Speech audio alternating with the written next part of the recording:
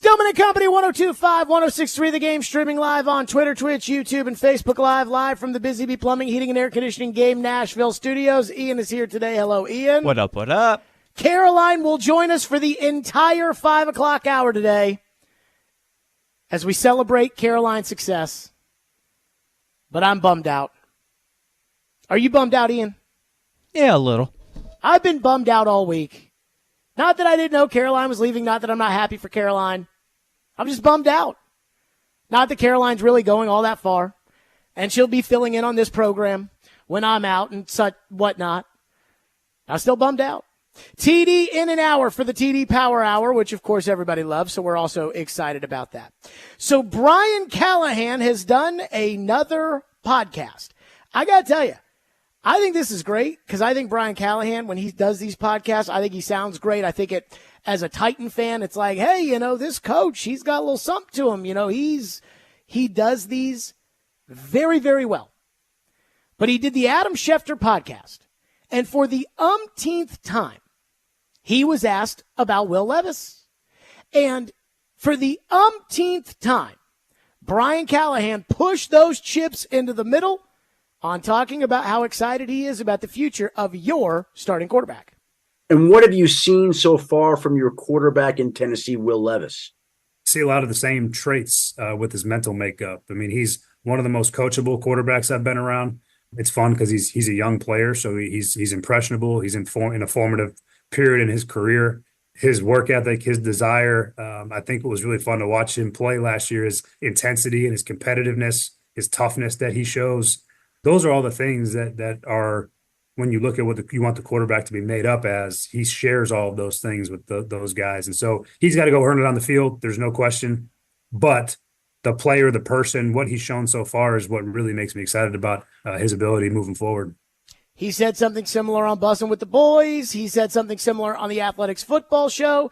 He's said a lot of similar things in the press conference he's done here in the spring. He loves Will Levis. And the guys that he's talking about with the work ethic traits and the way that he's wired and everything else, Peyton Manning, Matthew Stafford, Joe Burrow. That's the comparison. And so I keep hearing these things, and I think to myself as a Titan fan, and the Titans, it feels like as a fan, have always been the team that had the worst house, right? Like, it's a house, but it's the worst. All of our friends at school have better homes than us. That's how it's felt like over the years. Watching Peyton Manning and Andrew Luck, Deshaun Watson, and now C.J. Stroud. It's like, God, everybody else has it great. And then there's the Titans. Tried to talk ourselves into Jake Locker. That didn't work. Mariota showed a little something to get excited about.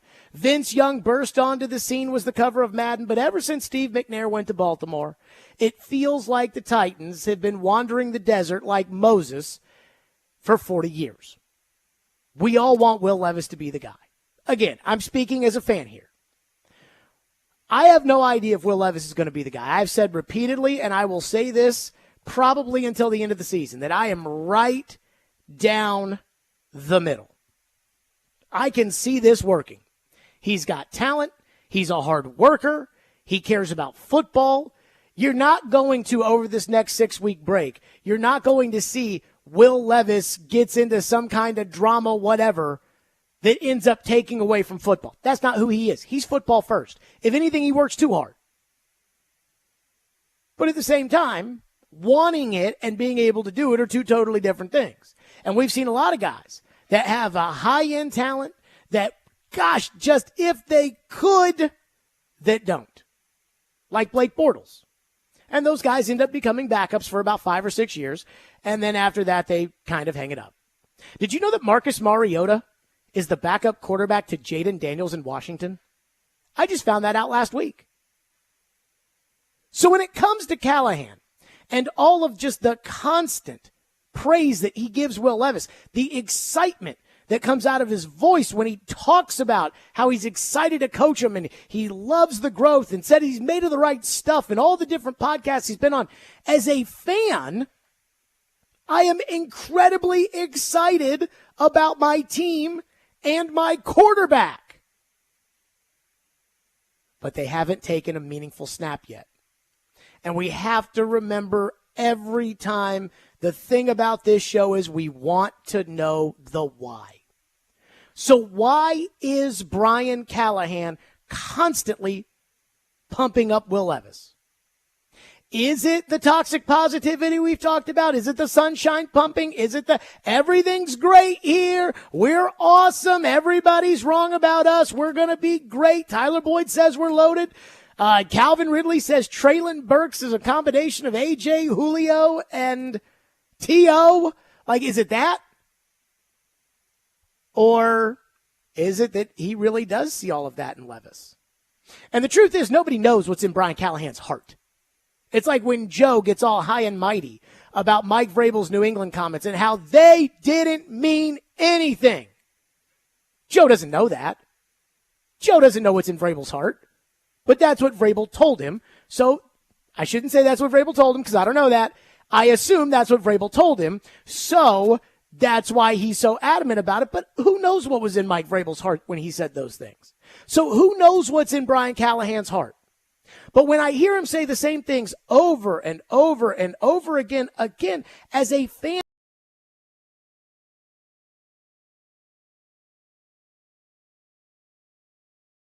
isn't that guy. And I keep thinking back to this about the difference between Levis and Mariota and Vince Young. And Mariota was the second pick. Vince Young was the third pick. Even Jake Locker was a high first-round draft choice. Levis was a second-round guy. The day they drafted Malik Willis, I told you guys, third-round pick with a first-round hype. You can bust on a third-round pick, and it'd be okay. People bust on third-round picks all the time. And when it comes to, spanking John Robinson's bottom for some of the picks that they've made over the years, i.e. Farley, Radence, Isaiah Wilson, I'm not going to spank his bottom over Malik because, again, it was the 86th pick. You can bust on that. It's okay. Can't bust on all the other ones, but you can bust on that. Well, Levis was kind of in between, right? The Titans didn't draft him thinking that this guy was a franchise quarterback because if they thought he was a franchise quarterback, they would have used the 11th overall pick on him. There wouldn't have even been a discussion. I mean, they were trying to move heaven and earth to go get C.J. Stroud, so clearly they were in the market for a franchise quarterback, and they took a guard. But Brian Callahan wasn't here. So when I hear Brian Callahan just constantly tell me how good my quarterback is as a fan, I'm like, man, maybe he is that guy. And yet, on the other hand, there's nothing about last year that says that Will Levis is the guy. 3-6 as a starter.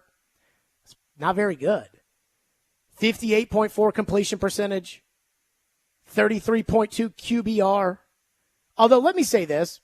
The 33.2 QBR, which is bad. I mean, that's a terrible QBR. Ryan Tannehill was 35. And I know Ryan Tannehill's not a horrendous quarterback. So when Tannehill's 35, I'm like, that's the offense. It's not Tannehill. Because Tannehill was 70, which is better, which is top of the league. Tannehill was a 72 or whatever when Arthur Smith was calling the plays and A.J. Brown was at receiver and Derrick Henry was at running back and they had a solid offensive line. And so that does give me hope that Levis's QBR was right there with Tannehill's. Tannehill's a 10-year vet and Levis was just a rookie and they were in the same crappy situation. But again, a 33.2 QBR is bad. According to Pro Football Focus, he was the 43rd graded quarterback last year, one spot behind Easton Stick and one spot ahead of Tim Boyle. Bad. So on one hand, I have last season, where outside of the Atlanta game, his first game, and remember, Tommy DeVito had a good first game. Marcus Mariota had the best first game ever. Outside of his first game, I've got a lot of bad. He's a second-round pick. He's not a first-round pick. There's a lot of reasons to be skeptical. But the coach just constantly tells me, oh, man, I am excited. Oh, man, I see the work ethic. I see his desire to be a great football player. I see, and it lines up with the desire and the work ethic of Peyton Manning and Matthew Stafford and Joe Burrow. And as a fan, I can't help but get excited. And at no point has Brian Callahan dropped his praise for Will Levis. So much that it is hard for me to ignore the combination of how much he's reiterated his belief in Levis combined with his QB guru credentials. We talked about it yesterday with Fitz. I don't even like Matt LaFleur, but you have to give him credit with what he's done with Jordan Love. Why? Because he's a guru. So is Zach Taylor. And I think, again, Joe Burrow gets a lot of the credit because I think Joe was pretty good before he got to Zach. But it's not like Zach screwed him up. Vince Young won a national championship, and Jeff Fisher screwed him up. So Zach Taylor, again, our buddy, Matt LaFleur, Mike McDaniel has made Tua a $50 million quarterback, which is absurd. I mean, the guru, his credentials, Brian Callahan, it's like he knows something about quarterbacks. I've said this before, and I'll say it again. Brian Callahan is ready, it sounds like, to endorse Will Levis. Almost like he's a presidential candidate. He didn't pick Will Levis. He didn't scout Will Levis. He didn't anything with Will Levis other than inherit Will Levis. The same way that the same way that Mariota was inherited by Mike Vrabel. But Vrabel isn't the guy to properly evaluate QBs. And he never praised Mariota the way that Callahan constantly praises Levis. So it will be very telling to me about what Brian Callahan is as a coach if Levis ends up living up to the excitement that Callahan has drummed up for him. And if not, then we talk about these credentials of scouting quarterbacks, and I do have to wonder, does this guy really have those credentials? But there's no doubt that Brian Callahan either loves Will Levis or is an expert at selling people on loving Will Levis. 615-737-1025 is our phone number, 615-737-1025 if you want to weigh in. So the one thing that Callahan keeps talking about when it comes to Levis is also something that his coach, who is not Brian Callahan, also said about Levis. And it's all good, but I do wonder how much it actually matters. Because clearly it's true. So we'll get to that next. Stillman and Company, 615-737-1025, 1025-1063 The Game.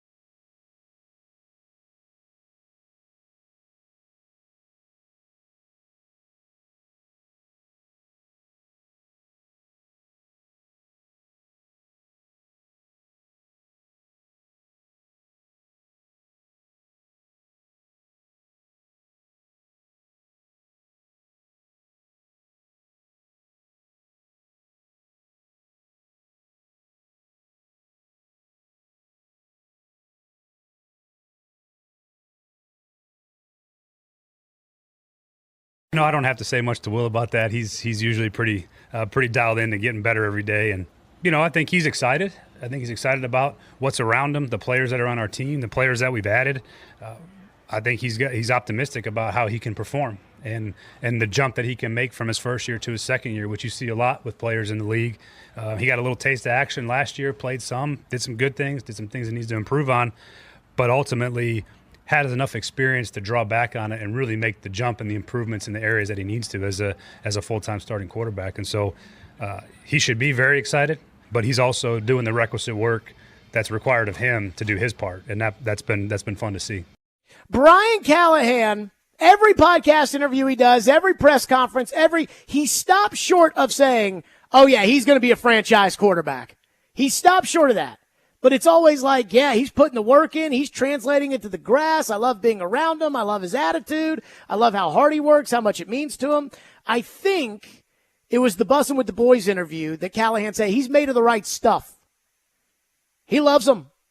And every time Callahan does one of these podcasts, the latest one being with Adam Schefter, every time he does one of these and he says good things about Levis, as a fan, it's hard for me not to get excited. But the thing that they keep harping on, that he keeps harping on, is Levis's work ethic. I remember when I was at the Super Bowl and Levis played in that little ping pong tournament that I sat through and watched Suits on my phone during, for about 3 hours, and then I got 10 minutes and sat down with him at the Super Bowl. And I remember being like, man, this dude is wired super tight. Like, I almost wanted to be like, hey, man, it'll all be good. It's okay. Let's take some deep breaths. But anywho, I know Levis works hard. I mean, it's obvious how much it means to him. But I was wondering, when Brian Callahan has all that kind of praise for how hard Levis works, for how locked in, dialed in Levis is, all I keep thinking about is what Mark Stoops said to me at SEC Media Days. This was last July. So before Brian Callahan had ever met Will Levis, this is what Mark Stoops said. Well, the first thing that he has, everybody's going to expect me to talk about the enormous talent that he has, but really it's the work ethic that he has. And at that level, I know everybody says that, right? Every single person, every single quarterback is going to say that. I can promise you from what I've seen that he's going to work. And I know how hard it is to be successful at that position in the NFL. I also think it's very important to have the right system and the right people around him to help that quarterback be successful. But I know he will work, extremely hard. And he'll be relentless. It's not about being a starter. It's not about money. It's about winning and performing for his players. And I think that's the biggest thing with him is he is ultra competitive.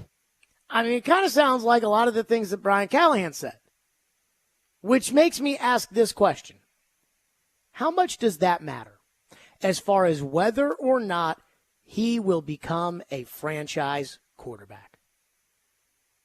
I asked yesterday, Ian, I said, if you had to bet your house on whether or not T'Vondre Sweat was going to make it, we both agreed we would not bet our homes on T'Vondre Sweat. With the caveat that when it comes to these young rookies and everything else, most of these guys fail as opposed to make it. Now, I would, for instance, bet my house on Malik Neighbors to make it or Joe Alt to make it because I got a pretty good feeling those guys are going to be stars.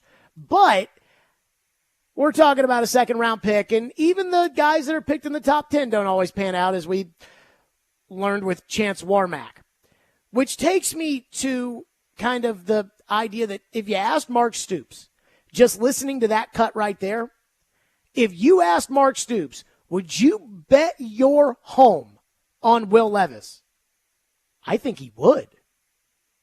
And when it comes to Callahan, again, I don't know if Callahan's just pumping sunshine because that's what Brian Callahan does, because he's pumped sunshine about everybody. He told us that he's not worried about T'Vondre Sweat and that T'Vondre Sweat's doing great, and T'Vondre Sweat can't even get out on the field.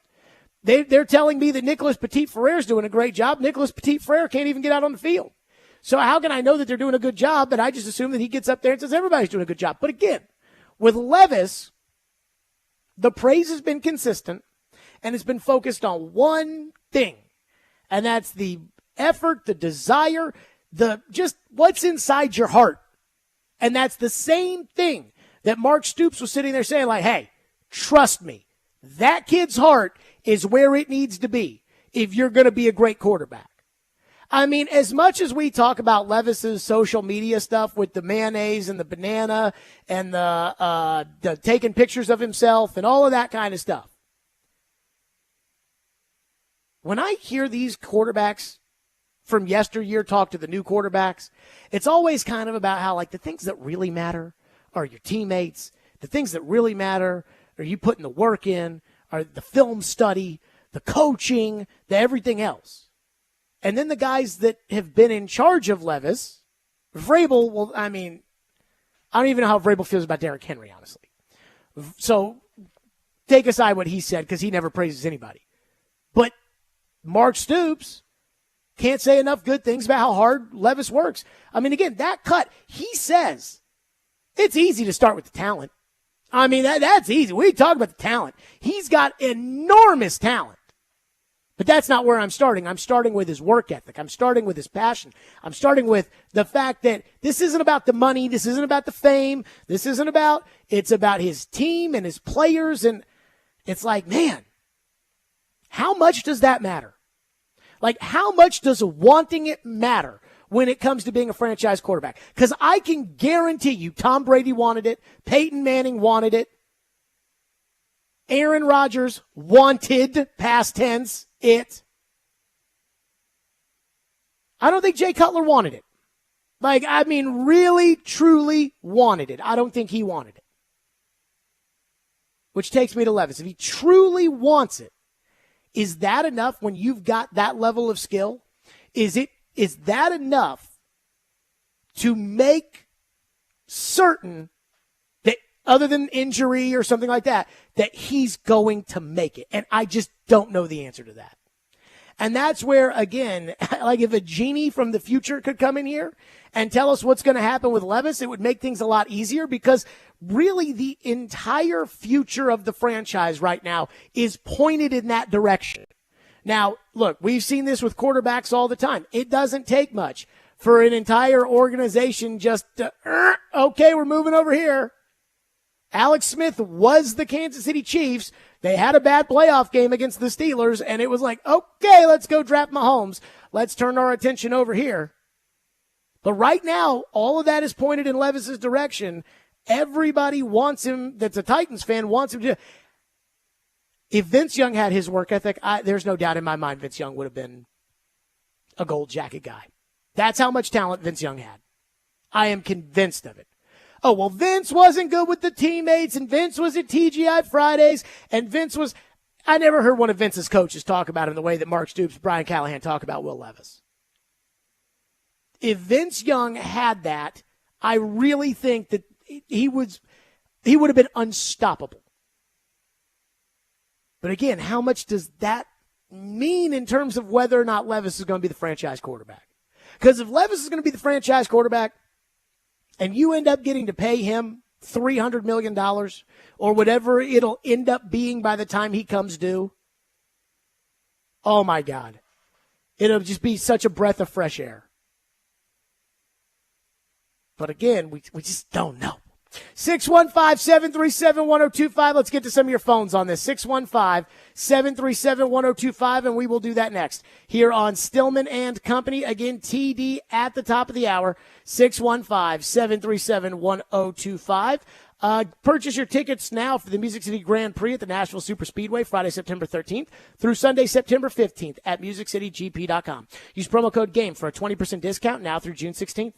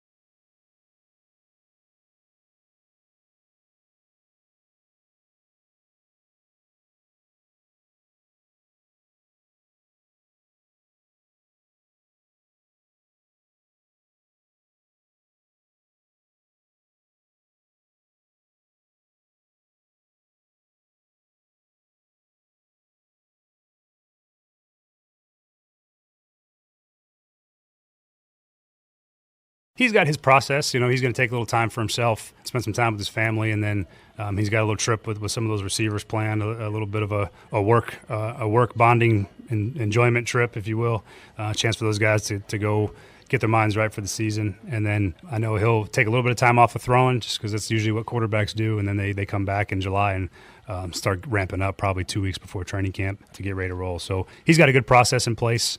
He's got a plan for the summertime, which is good. It shows some leadership and some ownership over his process away from here, which is good. So I feel really good about his plan. That was Brian Callahan talking about Levis over the next 5 or 6 weeks. Ian's all caught up on this kind of work retreat with Levis and the receiving corps. I felt like he was dropping a hint during the break about, these work retreats. I'm just wondering where you go for a work bonding retreat, something, for that, where something like that takes place. So when Russell Wilson signed with the Steelers, I was on Sirius XM, and Robert Turbin, who was a running back for those Seahawks teams that Russell was on, Robert Turbin was on the show. He does NFL radio. And Turbo was talking about Russell, and he said that Russ would fly all the Seahawks, eligible receivers, would fly them all out to Malibu and would put them up, and that, they'd work out during the day, and then at night, for instance, one night they were courtside at the Lakers, and Russell got everybody all taken care of and everything. Okay. So that's an example, I guess, of that. Sounds pretty legit. Now, I don't know, one thing that I do wonder about is who's paying for that, because, it's one thing when Russell Wilson's making $50 million a year and Russell Wilson's like, okay, I'm taking everybody out for 2 weeks or whatever. Levis is making $9 million total. Calvin Ridley and DeAndre Hopkins make more money than that. So, I don't know. I do wonder about that. But again, Will Levis just getting constant praise from his coaches. Brian Callahan can't say enough good things about him. Mark Stoops at SEC Media Days last year, went to the wall for Will Levis. And I do wonder, with the guys that have actually coached him, with as much as they just love the guy. I talked to Liam Cohen, the Kentucky offensive coordinator who's now with the Bucs. I talked to Liam Cohen before the draft, and I was like, yeah, tell me about Levis. And he's like, dude, his academic advisor at Penn State drove to Indianapolis to watch Levis throw at the combine because that's how much he supports him. I'm like, damn. So the people that know him love him. And yet, why was it that he fell to the second round where even you didn't pick him? Just fascinating to me. Your phone line's driven by WilsonCountyHyundai.com at 615-737-1025. Chuck says Brian Callahan is the ultimate politician. Ian, do we believe that? Do we believe that Brian Callahan is the ultimate politician and that we got to take what he says with a grain of salt? He might be a little bit too early in his tenure for full-on politician yet. I don't think we have to decode his messages the way we used to with Mike Vrabel. But I'm not ruling it out that we'll have to as well. I just personally don't think that we have to do that yet. Then again, we have heard some things that seemed rather not truthful when it came to Callahan. So I'm going to answer this. I haven't talked about this at all, but I'm going to answer this text message just because, you know what? It happened. There's no taking it back. Jared from Spring Hill says, isn't Will Levis's sex tape that got leaked a distraction? By the way, Ian, were you made aware of that? The Levis? A little bit. Photos that ended up on the internet? So, I'm not going to, that's his business, okay? And I don't think it's a distraction by any stretch of the imagination. And I really don't like talking about it. But again, I know that it's going to come up, so I might as well just address it once and then be done with it. And if you want to talk about it, then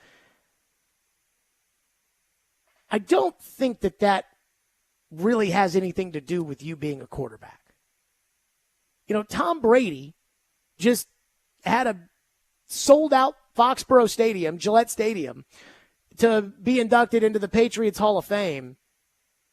And Tom Brady, while he was winning Super Bowls, was trying to date Gisele Bündchen while getting Bridget Moynihan pregnant, while And that had nothing to do with his football career. So I just don't, like, when it comes to Levis. Now, if you bring that to work, then it becomes an issue. But, I mean, look, man, it got leaked. Leaks happen. If I was Levis, I'm not sure I'd be so disappointed it got leaked. That's just me.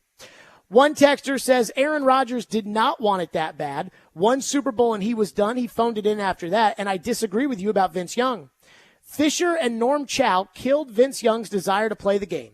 Imagine if he had Harbaugh building a team around him the way that the Ravens have built their team around Lamar. I roll with that. Again, I've said this 1,000 times. Vince Young, as a rookie, was on fire. Like, I see all the C.J. Stroud talk, and I know it's different. Like, I know that C.J. Stroud was doing it through the air, and Vince wasn't necessarily doing it through the air as much as Vince was just straight up playmaking. But Vince was what C.J. Stroud is now. Like, if I was doing a show in Houston, they would not like me on the air. You guys think that I'm tough on the Titans when I'm talking about Tavondre Sweat. I mean, C.J. Stroud was the offensive rookie of the year. They went to the divisional round of the playoffs. They look like they've got a franchise quarterback. And I would be on the radio in Houston saying, guys, we need to be patient. We need to calm down. Because I watched Vince Young, and Vince was as hot of an item as C.J. Stroud is right now. Vince Young was on the cover of Madden after his rookie year. So, I mean, that's what I would say about C.J. Stroud. That's how good Vince Young was. And every time I used to ask Floyd, what happened to Vince Young? And Floyd was only GM for that 1 year. And I would always say, what happened to Vince Young? And he said, when I was there, he was rookie of the year and going to the Pro Bowl. What happened after that? I don't know. I.e., they screwed him up. But I wasn't covering the team. I wasn't there. So I can't tell you, for sure, verbatim. I can't tell you that they killed his desire to play the game. Like, I mean, was it Norm Chow's fault that Vince Young showed up late for the flight to Buffalo and they took off without him and he had to fly commercial the day before the game? Alex says it's refreshing to see Brian Callahan try to develop Levis when the previous coaching staff, it felt like they never believed in Levis and sabotaged his development. See, that's one of those texts about Mike Vrabel that it's like that. Yeah. I mean, that's, again, we spent an hour talking about Vrabel the other day, and the phone lines blow up every time we talk Vrabel, and Vrabel's so popular that I can't wait for Vrabel to get with another team so that if Vrabel wins, we can be like, oh, Vrabel won. And if Vrabel loses, we can be like, the way we are with John Hines. But I do think that, they tried to develop Will Levis. Like, I think they knew they had a young quarterback, and I think they knew that, hey, we got to nurture him along. I'm not sure they knew how to nurture him along, but to say that, oh, yeah, they sabotaged him, I'm not sure I believe that. To me, the guy that got sabotaged was Ryan Tannehill. And I know that Ryan Tannehill threw those 3 interceptions himself against the Cincinnati Bengals that kind of started the downward trend. But the reason why Tannehill was so bad that season, in my opinion, was because Todd Downing sucked. And so they didn't get rid of Downing, and instead they got rid of AJ. And so now I'm Ryan Tannehill. My coordinator goes, you put me with this bozo. And then after that, I throw 3 interceptions, but we still have a team that's competitive. You guys are telling me you support me, and then you go out and you trade away my best player. And then after that, you don't give me a right tackle. You let him go. And now I don't have a left tackle. And now we're going to keep the band together for 1 year, and you get me Andre Dillard. That is the guy who should feel sabotaged. Tannehill. I don't think the coaching staff sabotaged Levis. One texter says, why didn't Levis make it at Penn State? So I don't exactly know the particulars of what went down at Penn State, that Sean Clifford beat him out for the job. My thing about Penn State would be this. I think James Franklin is a total doofus, and so anything that happens with the quarterback position that involves Franklin, I just ignore. And maybe that's too broad of a brush to stroke with, but that's how I feel about James Franklin. When is the last time James Franklin produced an offensive player that was a difference maker in the NFL other than Saquon Barkley, and even Saquon has not lived up to the hype that we thought. So forget about Penn State, forget about Franklin, and you guys know normally I don't do that. Normally I don't ignore the inconvenient when it comes to the Titans. I am on the Penn State front with Levis. One texter says, Levis finally got over the toe and foot problem he had as a senior at Kentucky. The issue contributed to the quad and the ankle issues he had last year. I guess, doctor, I don't know. You can see in the practice videos he's now running better and placing more weight on his left plant leg and his foot. I'll have to take your word for it. I am worried about the injuries. But as worried as I am about the injuries, kind of a chicken and the egg here when it comes to Levis. Levis had a good offensive line supposedly at Kentucky in 2021, and he had Wan'Dale Robinson and some receivers, and he had a great year. And he had a great coordinator. All those things leave. He has a terrible 2022. The line at Kentucky was horrendous. He got hurt. He comes here. The line was horrendous. He gets hurt. So I can look at it and say he's injury prone because he got hurt each of the last 2 years. But then again, Ryan Tannehill, who never missed a snap as the Titans quarterback for 3 years, ends up hurt twice because that same offensive line was horrendous. So I don't know if Levis is injury prone or not, although I do feel like that injury that Levis suffered in training camp when there was no contact is concerning. Chase texted and said the Vrabel administration just didn't know how to develop a young quarterback. Man, I think the Vrabel administration, there was a lot of things they didn't know. Especially the offensive line coaching. I was actually thinking about this because, again, Caroline's going to be in with us for the 5 o'clock hour, and I'm kind of bummed, just thinking about all the good times that we had.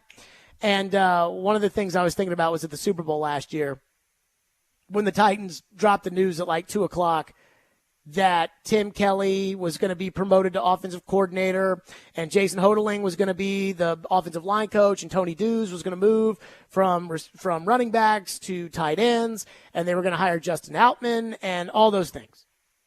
And I remember asking Caroline that day, being like, so do you believe that Mike Vrabel actually looked for an offensive coordinator? And she was like, no. And I kind of felt that way too. And it's like, dude, if you're going to be a good coach, you've got to be able to find people that you don't know to be able to coach. And he did struggle with that. 615-737-1025. We'll hit more of your phones. Plus, TD will be here at 3 o'clock. Coming up next, though. Ian, did you watch basketball last night? A couple minutes. I watched a little bit of it, too. Key word or key phrase there, a little bit. I mean, I wonder if anybody in town gives a rat's ass about this NBA Finals. So I'll ask next. 615-737-1025. Let's talk Hiller Plumbing, Heating, Cooling, and Electrical. Let's face it, things often are not as simple as they should be when it comes to your home. And this summer, Hiller is making it simple. That's right. Very, very simple. With real-time technician tracking, you'll know exactly when they're on their way. And I know this because I use Hiller at my home. And when I use Hiller, I look at it right on my phone and I can see exactly where the truck is on its way out, things like that. And you can trust that you have the best and brightest techs in your home fixing your problems on their first trip out. From now until June 30th, enjoy a free service call with work performed to take $25 off any plumbing or electrical repair. Visit happyhiller.com today for details.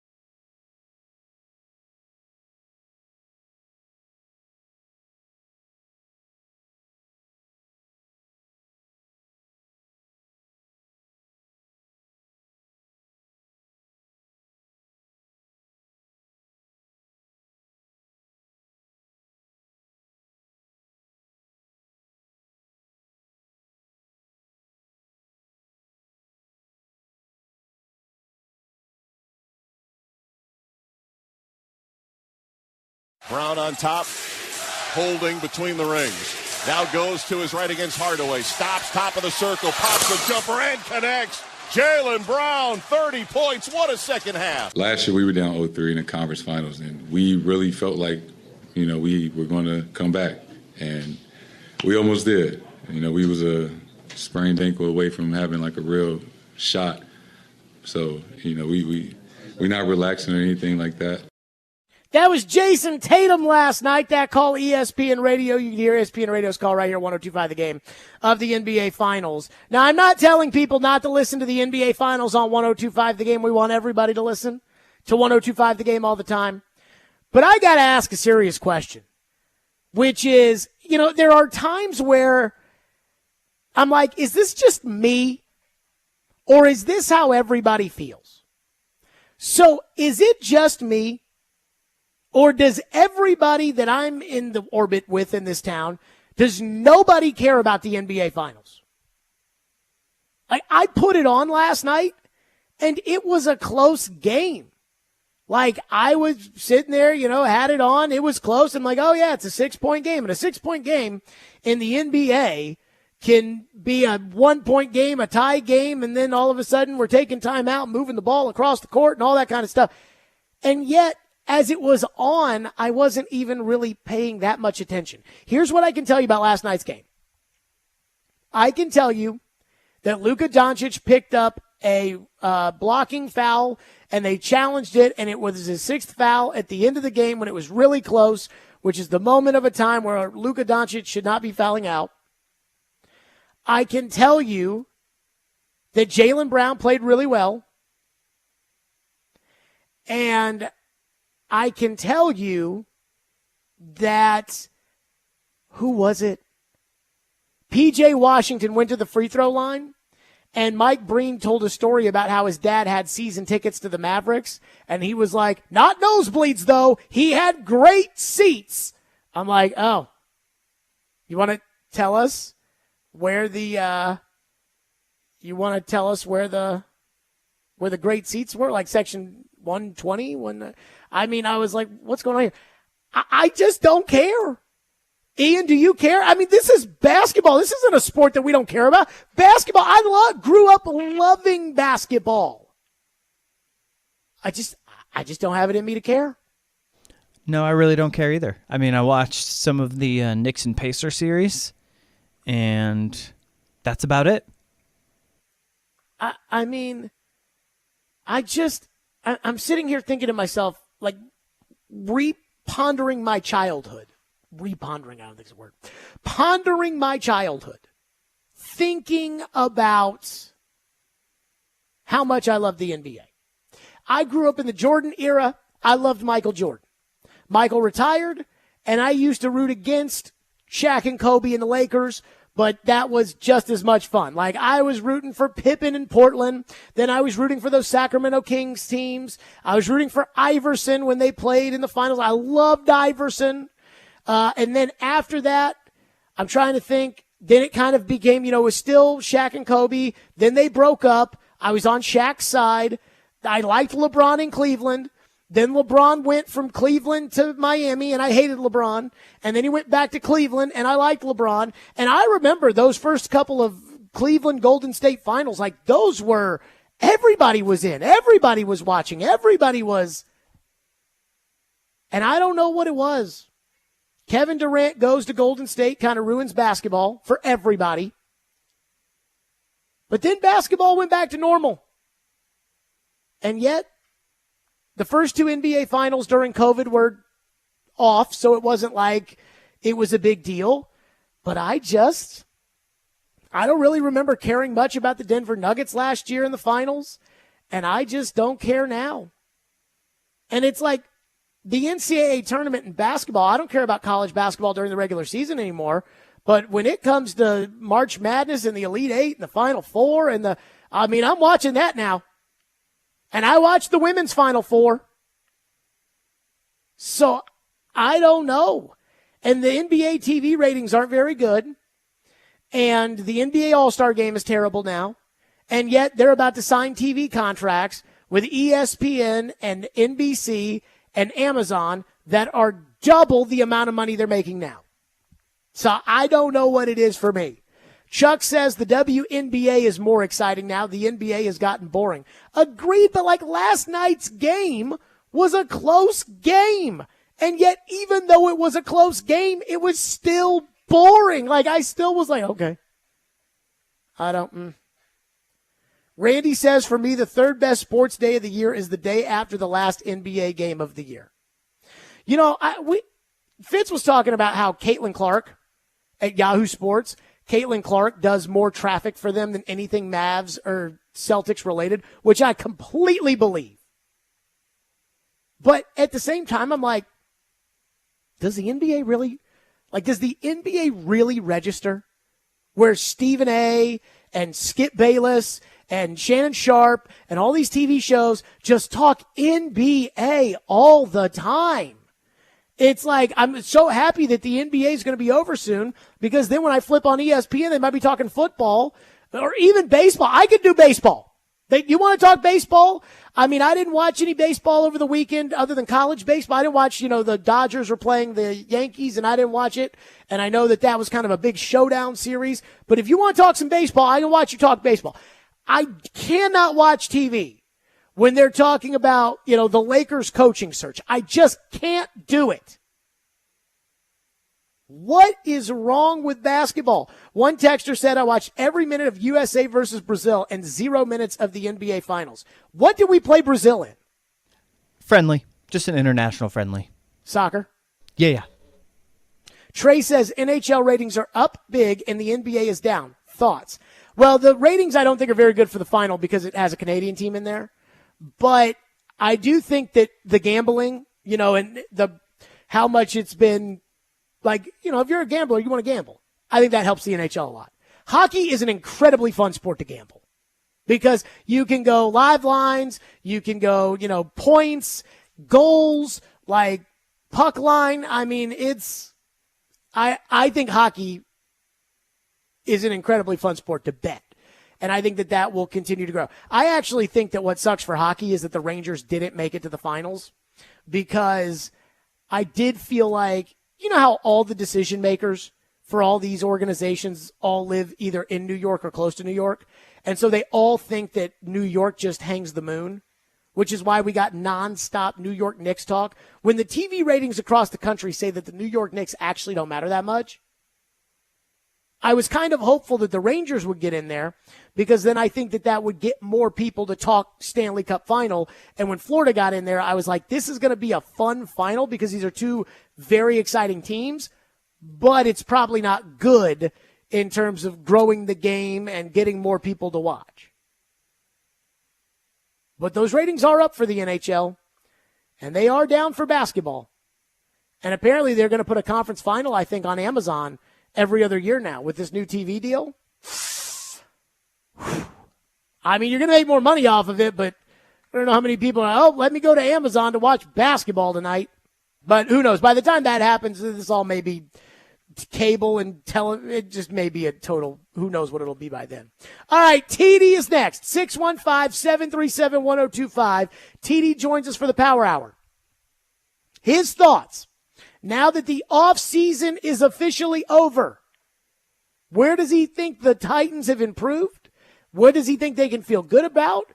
And what does he think that the Titans need to be thinking about improving as they get to training camp? We'll do that next. 615-737-1025 is our phone number for the TD Power Hour here on the program. And, of course, we'll hit your phones for TD at the end of the Power Hour. Tune in to Robbie and Rex Road tomorrow morning from 6 to 9 a.m. for your chance to win tickets to see Alanis Morissette at Bridgestone Arena on June 23rd. And the contest is presented by Green Trees.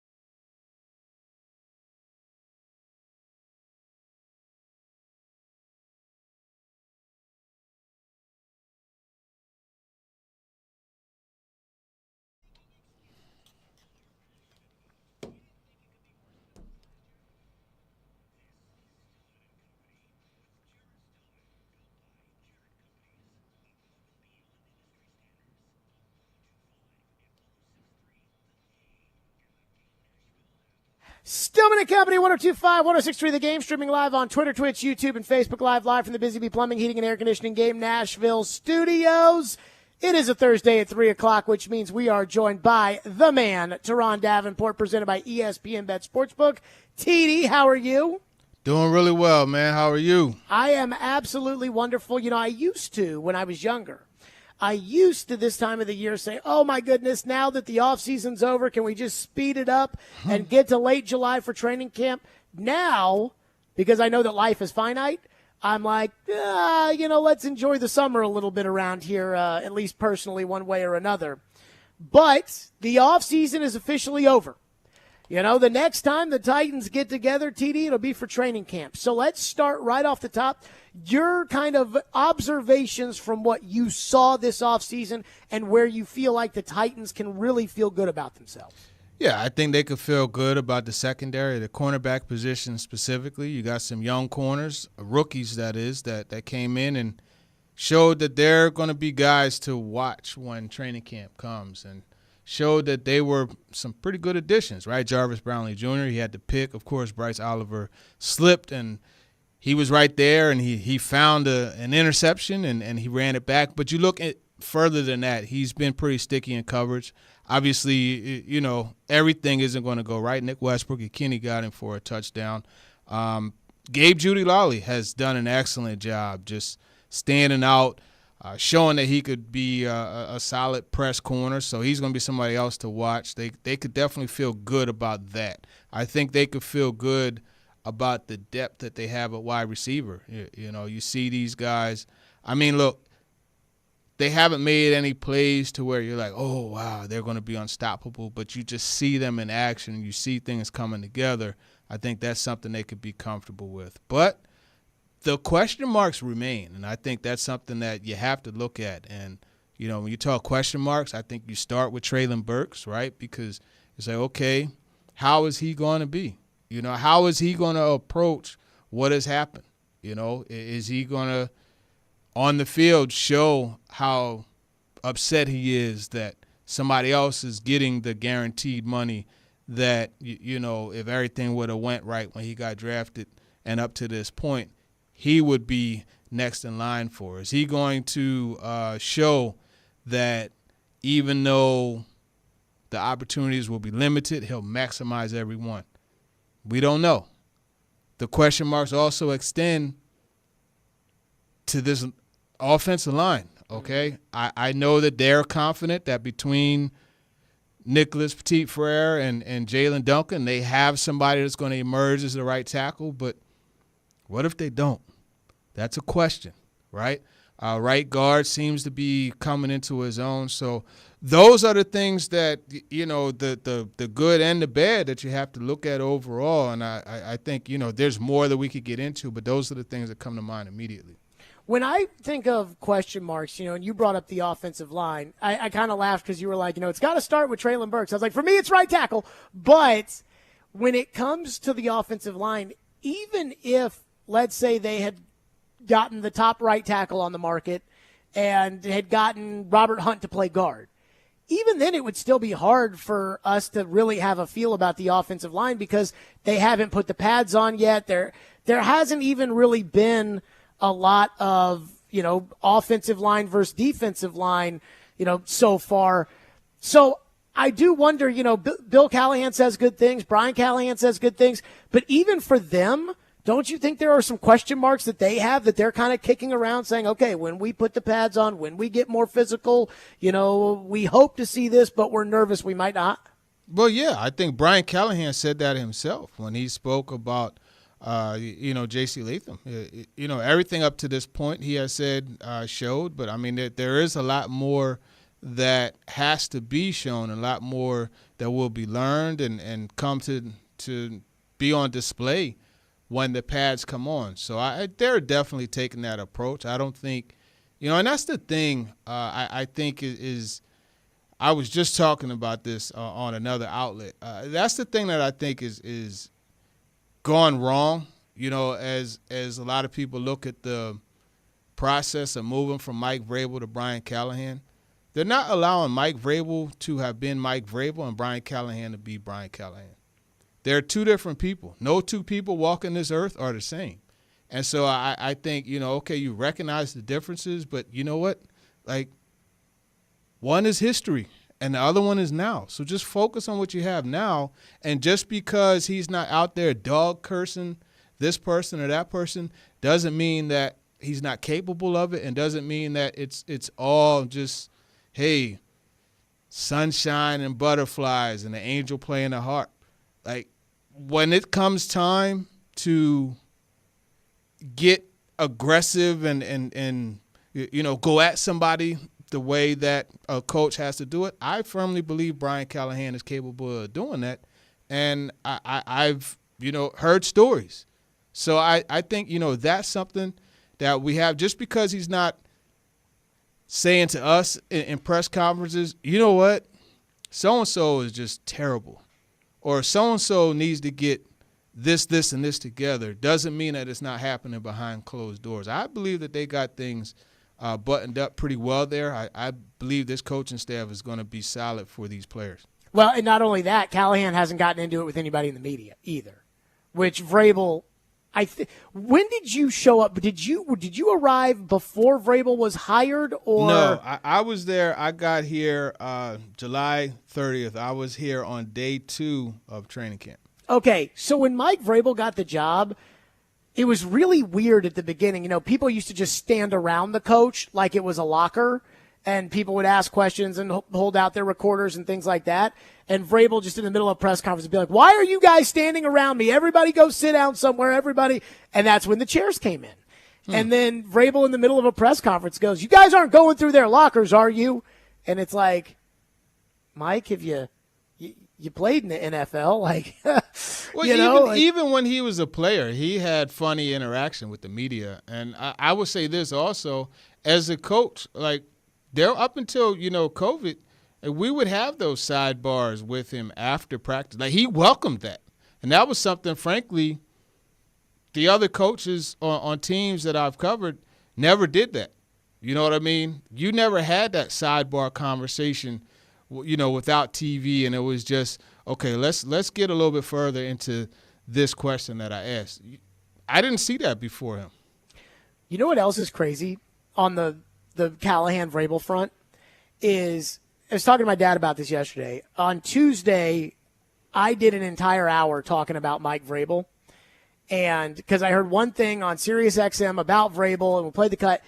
And, I mean, TD, it was loaded phones the entire time. Yeah, no, I remember. They want to talk Vrabel. See, the thing is that you have to remember. So, it was Kurt Morrison, right? I think yeah.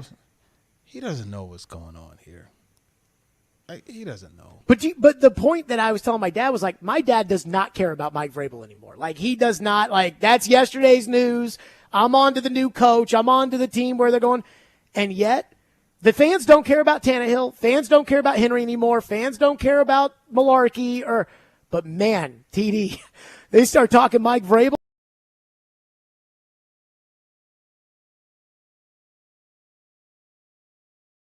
Topic. And, he was along with Derrick Henry, like, they were the face of the franchise. That's what it boils down to. I think the last guy, and I wasn't covering the team when this all happened, the last guy that left and they still talked about that much, I think was probably Vince Young. That's what I was going to say, Vince Young. Because Vince, yeah. I mean, they still talk about Vince Young. You listen in the media room, his name comes up from time to time. I just will tell you that as a fan, like as a 10th grade Titans fan, I mean, Vince Young, everything that the Texan fans probably feel right now about C.J. Stroud is what everybody here felt about Vince Young. Because that rookie year was absolutely incredible. So TD is with us. Coming up next, the Titans did make an addition on the offensive line yesterday. And TD, I don't think it's a minor addition. I mean, I think that there's a chance that Jaron Christian might have a chance to get some serious playing time. So what does TD think of this addition, where it fits in? And, of course, he's a Bill Callahan guy, so we'll get to that coming up next. Here are the TD Power Hour presented by ESPN Bet Sportsbook. Let's talk about Window Nation. That's right. I love Window Nation. I have told you guys the story, but I'm going to tell it again.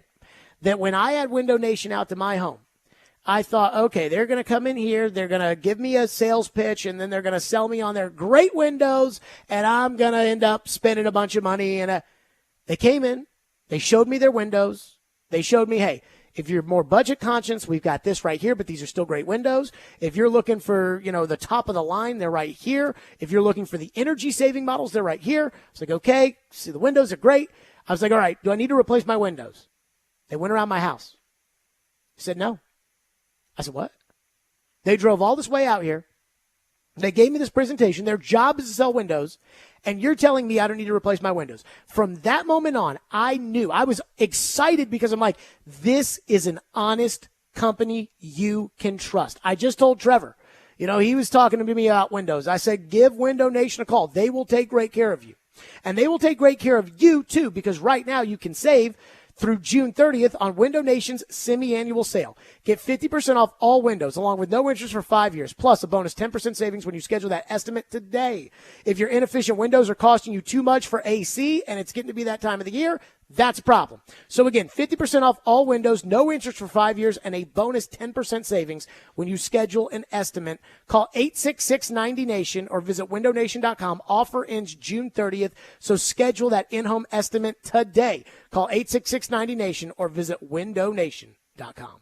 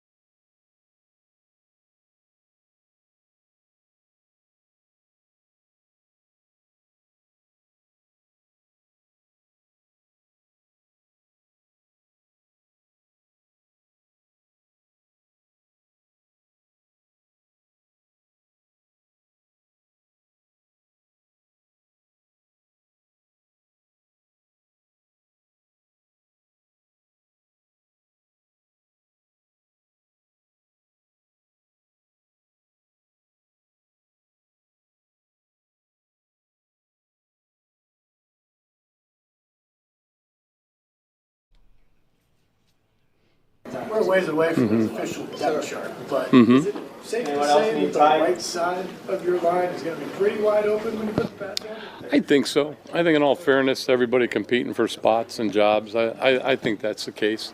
I think that, Sadiq, Rad, Dan, all those guys are working extremely hard.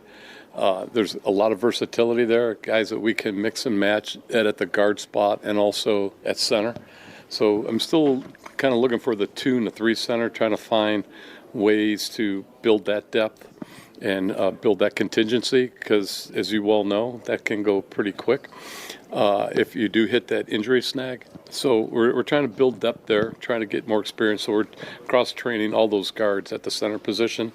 But I think overall on the right side, we're just looking for guys to come in and compete. Obviously, when Jalen gets a little bit more healthier and when Nick gets back out there and then J.O.'s out there, it should be a lot of fun to watch these guys get after it. The guru, Bill Callahan, talking about the right side of the line. TD with us for the TD Power Hour. So TD, the guru, added a pupil into the room yesterday in Jaron Christian, who was drafted by Washington when Bill Callahan was their offensive line coach, played a couple of years, and then stayed at Washington after Bill Callahan left. And then last season, when the Browns were going through about 37 tackles, he started 9 games at left tackle for Cleveland.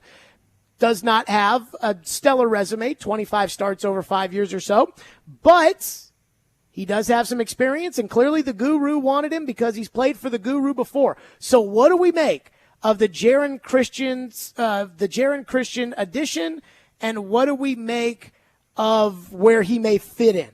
Yeah, and with that addition, you had the subtraction.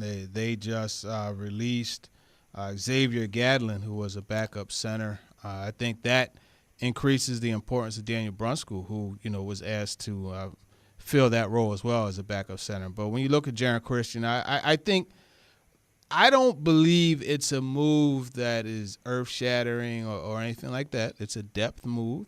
Guys who have players, I mean, you look, coaches, that's what they do, right? They bring guys that they've worked with before. They bring them into the mix, and that's exactly what you have here. I don't think this is some indictment on J.C. Latham or some, raise of concern for the right tackle situation or anything like that. This is a depth signing. I don't think we should make it more than what it is. So you think that, because I was thinking about this yesterday, they don't really have, off the top of my head, a backup for the left tackle spot unless you take one of the guys who ends up losing the right tackle job and saying, okay, if Petit Frere loses the right tackle job to Jalen Duncan, then I would assume that Petit Frere would be the backup at left tackle too. And it sounds like this may be the backup for the left tackle spot. Yeah, I think it's competition for the backup because you have, Leroy Watson is his name? He's also in the mix, competition for a backup spot. And at this point, the more guys you could have, the better. I mean, you have, 90 spots that you could designate and bring into camp. So why not bring in a guy that you're a coach who you're trusting immensely with the offensive line? Why not bring in a guy that he's familiar with and a guy that he has clearly liked to work with before? So I looked yesterday at his snap counts, and he never played right tackle unless Bill Callahan was his coach. In Washington, he's got 125 career snaps at right tackle, 1,700 career snaps at left tackle. Is he a candidate to get in the mix at right tackle or no? I would say yes. I mean, look, John Ojukwu, who was an undrafted free agent last year, is clearly a candidate. So why shouldn't a 6-year veteran, who has played the position before, why shouldn't he be in the mix? It's definitely something that's going to be a competition for all these guys. And, hey, look, man, competition breeds success, in my opinion. Do you think when it comes to the offensive line and Bill Callahan, I mean, he seems so calm in the interviews that he's done when asked questions about the offensive line, and it's very thorough in his explanations. Mm-hmm. And it's like, the amount of anxiety that I have about the offensive line, especially given the last 2 seasons with the offensive line when, like last year, it looked bad early and the Titans, no, it'll be fine, and it was absolutely not fine. Do you think that Bill Callahan really is sitting there saying, no, I've got enough. I've got enough to work with Latham and Cushenberry and Skoronski and just this group of guys from Radins to Brunskill to Charles to PT to Jaron Christian. I've got enough. I think he believes that from that group someone will emerge. And the speaking calmly and that's confidence, right? And I remember talking to Jeff Stoutland. He was the same exact way, right? Now, when he's out there coaching, as Andre Dillard said last year when he came, he's like the Tasmanian devil. And just the same. Bill Callahan, when he's out there coaching, he's not going crazy, but go ahead and cut up, and he's going to jump on you, and he just knows the ways to get to each of the different guys. So I don't think that he would be panicking if they felt that they didn't have the guy. I think they would continue to make moves, but more significant moves than this one that you're seeing. Right now, I look at Jaron Christian, and again, I think that's just bringing in another guy that you could put in the mix and have him in the competition for that spot. I think he might end up starting right tackle. I think that's extreme to say that, but I mean, he's in the mix. That's really the only thing I can say. We don't know, how they feel about Jalen Duncan, Nicholas Petit-Frere, these guys. I don't know that I would say he might be starting. He could be. Anything's possible, but I don't know that I would come out and say that the day after he signed and having not watched a second of film on it. So here's one thing I do wonder, because the Titans are going to have these joint practices with Seattle. And Sean McVay came out and basically said that he's excited. The Rams are going to have 4 joint practices, 1 with the Cowboys, 2 with the Chargers. They won't be back-to-back, and then 1 with the Texans. And I'm like, that's great. And I understand, you can control things in joint practices and your quarterback doesn't get hit in joint practices. But if we really need the work against other teams that badly, why not play in the preseason? And I got a feeling that the Titans with this offensive line, because Latham's young, because Skoronski's young, and there's no point to have those guys out there with backups. And I think Levis is going to probably play some, or should play some, in the preseason too. I mean, I think the Titans might actually get something out of the preseason this year, or I think they should, TD, get something out of the preseason this year. Yeah, I mean, I think you look, for the most part, the guys that haven't played in the preseason were the guys that were tenured players, veteran players, who you pretty much knew what to expect from them. You knew what you were going to get. Now, Roger McCreary, surprisingly, and I remember asking Vrabel about that, his rookie year, he didn't really play in the preseason, but Caleb Farley did. But I still think that, they could get a lot out of it. And I think Will Levis should absolutely play, because I think he has to get behind that line and see, like, okay, these guys, they will be able to protect me. It's going to be different from last year. But you also have to understand that these joint practices is controlled chaos, right? Mm-hmm. Because even though it's pretty live and it's very energetic and competitive, they still can't touch the quarterback. So you can still get really good work and not be overly concerned that your quarterback's going to get hurt. And then you're also getting a different look, right? And so now you look at Chidobe Awuzie, and he spoke on it. He said, man, look, I know what this offense does in different situations, so I could kind of lean on that. And that's going to be the case for everybody once you get into camp. They're going to know, okay, this defense in this situation, they like to do this. The offense, they like to do. It takes away that familiarity, and so now you're going against something totally new. It's different from what you've seen. I do think McVay's onto something, though, about not wanting to have those joint practices back-to-back, whereas the Seahawk practices will be back-to-back. I do think there's something to that, because you can't really give it your all 2 days in a row. Yeah, and I mean, usually, and that's what you see, right? You'll see the first day is pretty lively, and one side. Remember in Tampa, right? You know, the offense had their way, and then the next day the defense got yeah. So it happens that way. It is tough to in those practices to have back-to-back solid practices, but I like personally the way that they done it, up to this point. You got 2 practices, walk-through day, the off day, and then the game. Okay, one last one on the offensive line. Can we pin in Sadiq Charles at right guard?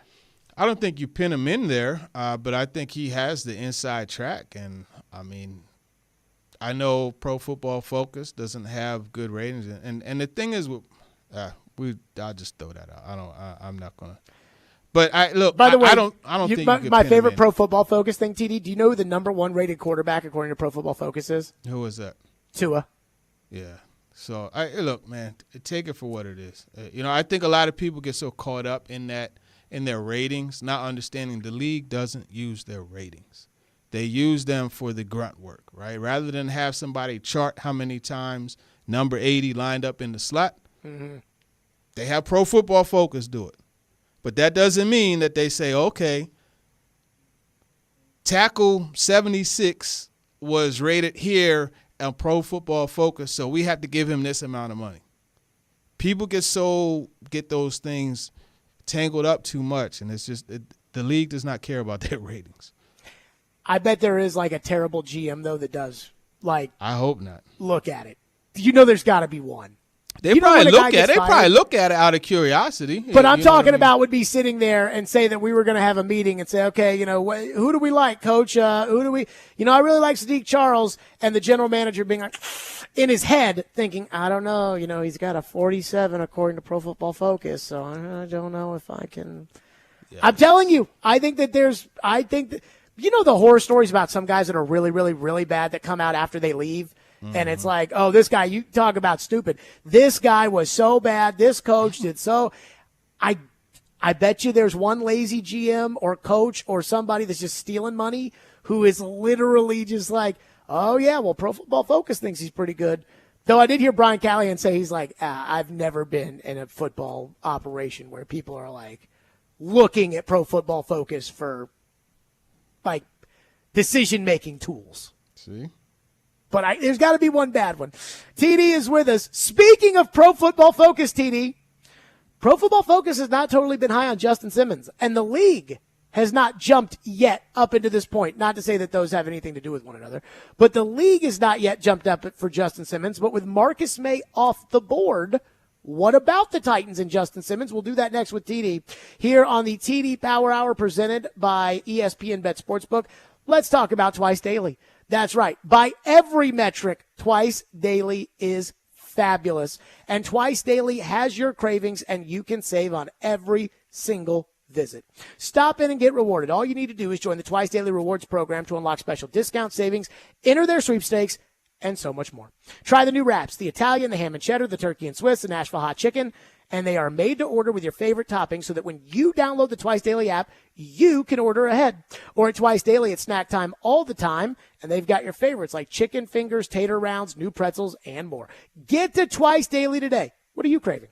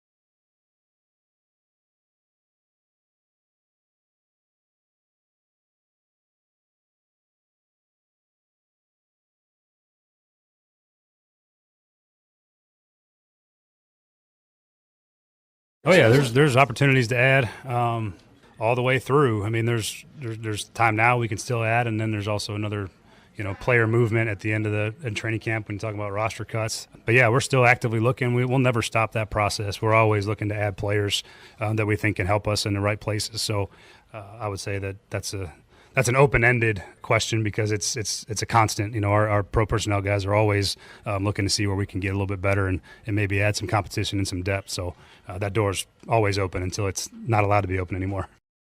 That was Brian Callahan as they wrap up the offseason program.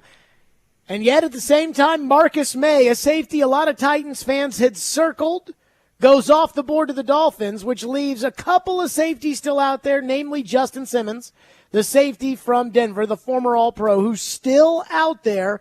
So, TD, what do we think about the Titans and the safety position and where they stand right now? Yeah, that's a tough question. I mean, right now, sitting atop the depth chart is Amani Hooker and Elijah Molden.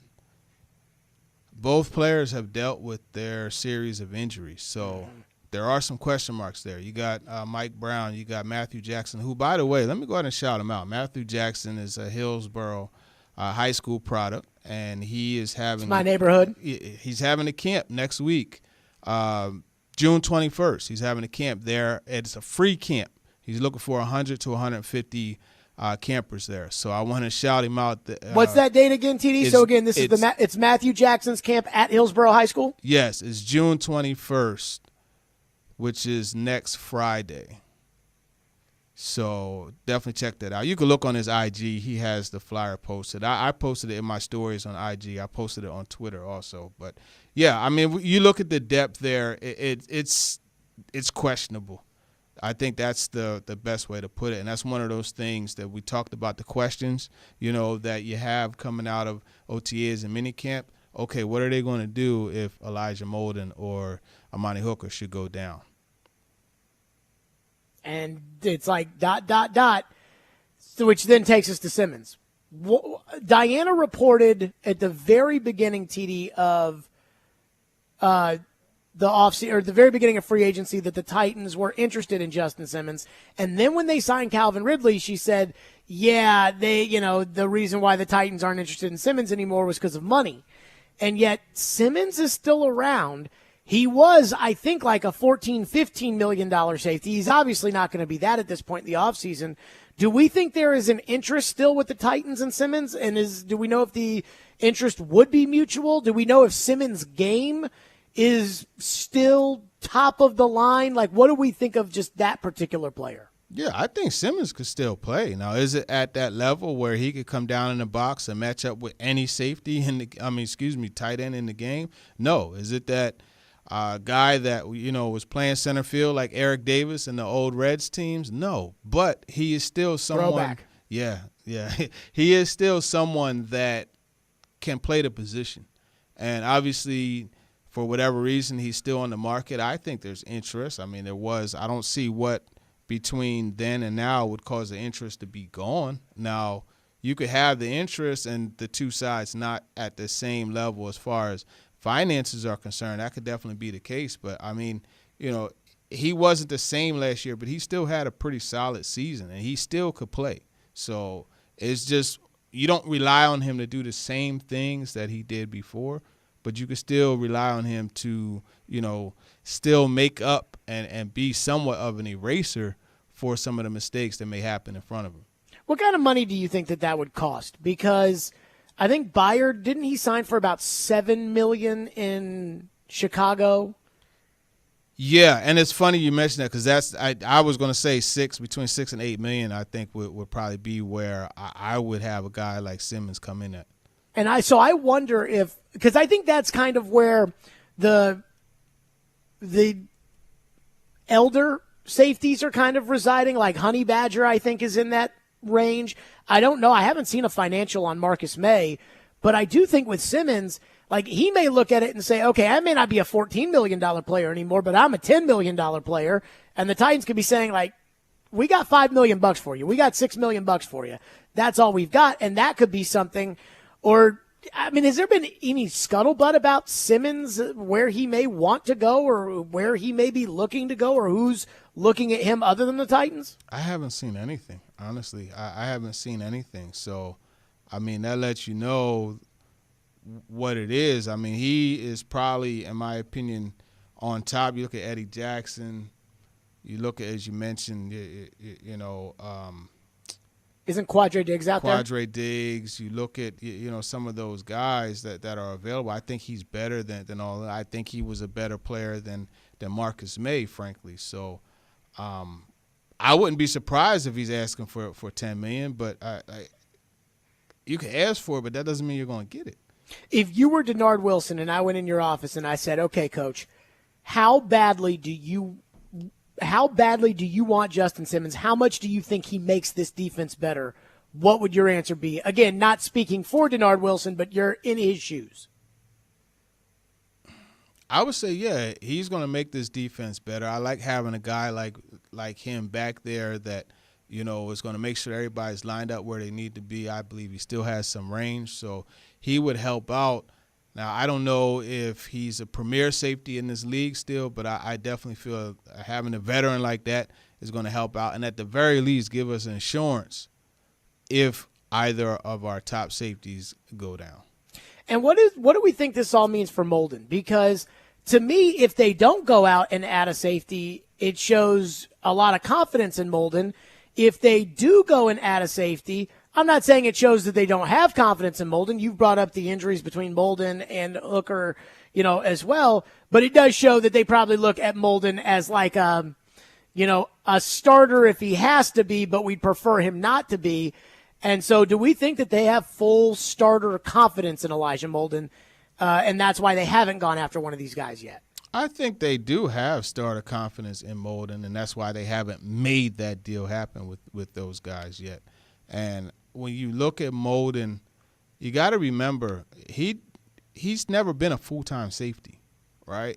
I remember talking to him coming out of Washington. He played the position some, but he was primarily a nickel guy and doing those things. And then you look at last year was his first year as a full-time safety, so that's something to consider, and it's a building process. So who knows? Maybe he could have a year this year where he's healthy and has a better understanding of the position and he plays better. Who knows? And maybe that's something that they're projecting. And then you also have to remember that Denard Wilson has done, he's made his living, his establishment on working with DBs, right? And so what he did with Kyle Hamilton, who was an ascending player regardless. Mm-hmm. You know what I mean? But we've seen in the past what he did with Marcus May as well. So I wouldn't be surprised if this Elijah Molden is the best one that we've seen yet. But is that good enough to prevent you from signing an established top-level safety that may not be the same level of excellence that he was before? Do you think this could be a Kenny Vaccaro situation? Not to say that Jonathan Cyprien got hurt and that's what led the Titans to pivot to Kenny Vaccaro, but where I want to say they were probably 2 weeks into training camp when they brought Kenny Vaccaro in, and as soon as Kenny Vaccaro showed up, it was like, how did this guy not have a job? Yeah, well, there were some things, tied into Kaepernick and those types of things that, obviously – if you talk to Kenny, he'll tell you he wasn't blackballed, but it kind of got in the way, So you do have that. I don't know how he was on the market still. And John Robinson did a great job bringing him in, and he did a great job of finding a role with that defense and becoming a good player for a couple of years. Don't say that, TD. Don't say John Robinson did a good job on something. The text line will get mad at you. Hey, listen, I'm going to call a spade, TD is with us. Let's get to your phones as we always do. 615-737-1025. Load them up, calls and texts. We're to them next for TD. The TD Power Hour is presented by ESPN Bet Sportsbook. Again, that phone number is 615-737-1025. The Savannah Bananas are coming to Nashville, and you can meet the team's players and coaches, plus win tickets to their sold-out games this weekend. Join Chase and Big Joe tomorrow from 9 a.m. to 11 at the Dunkin' in Cool Springs at 500 Cool Springs Boulevard for more details.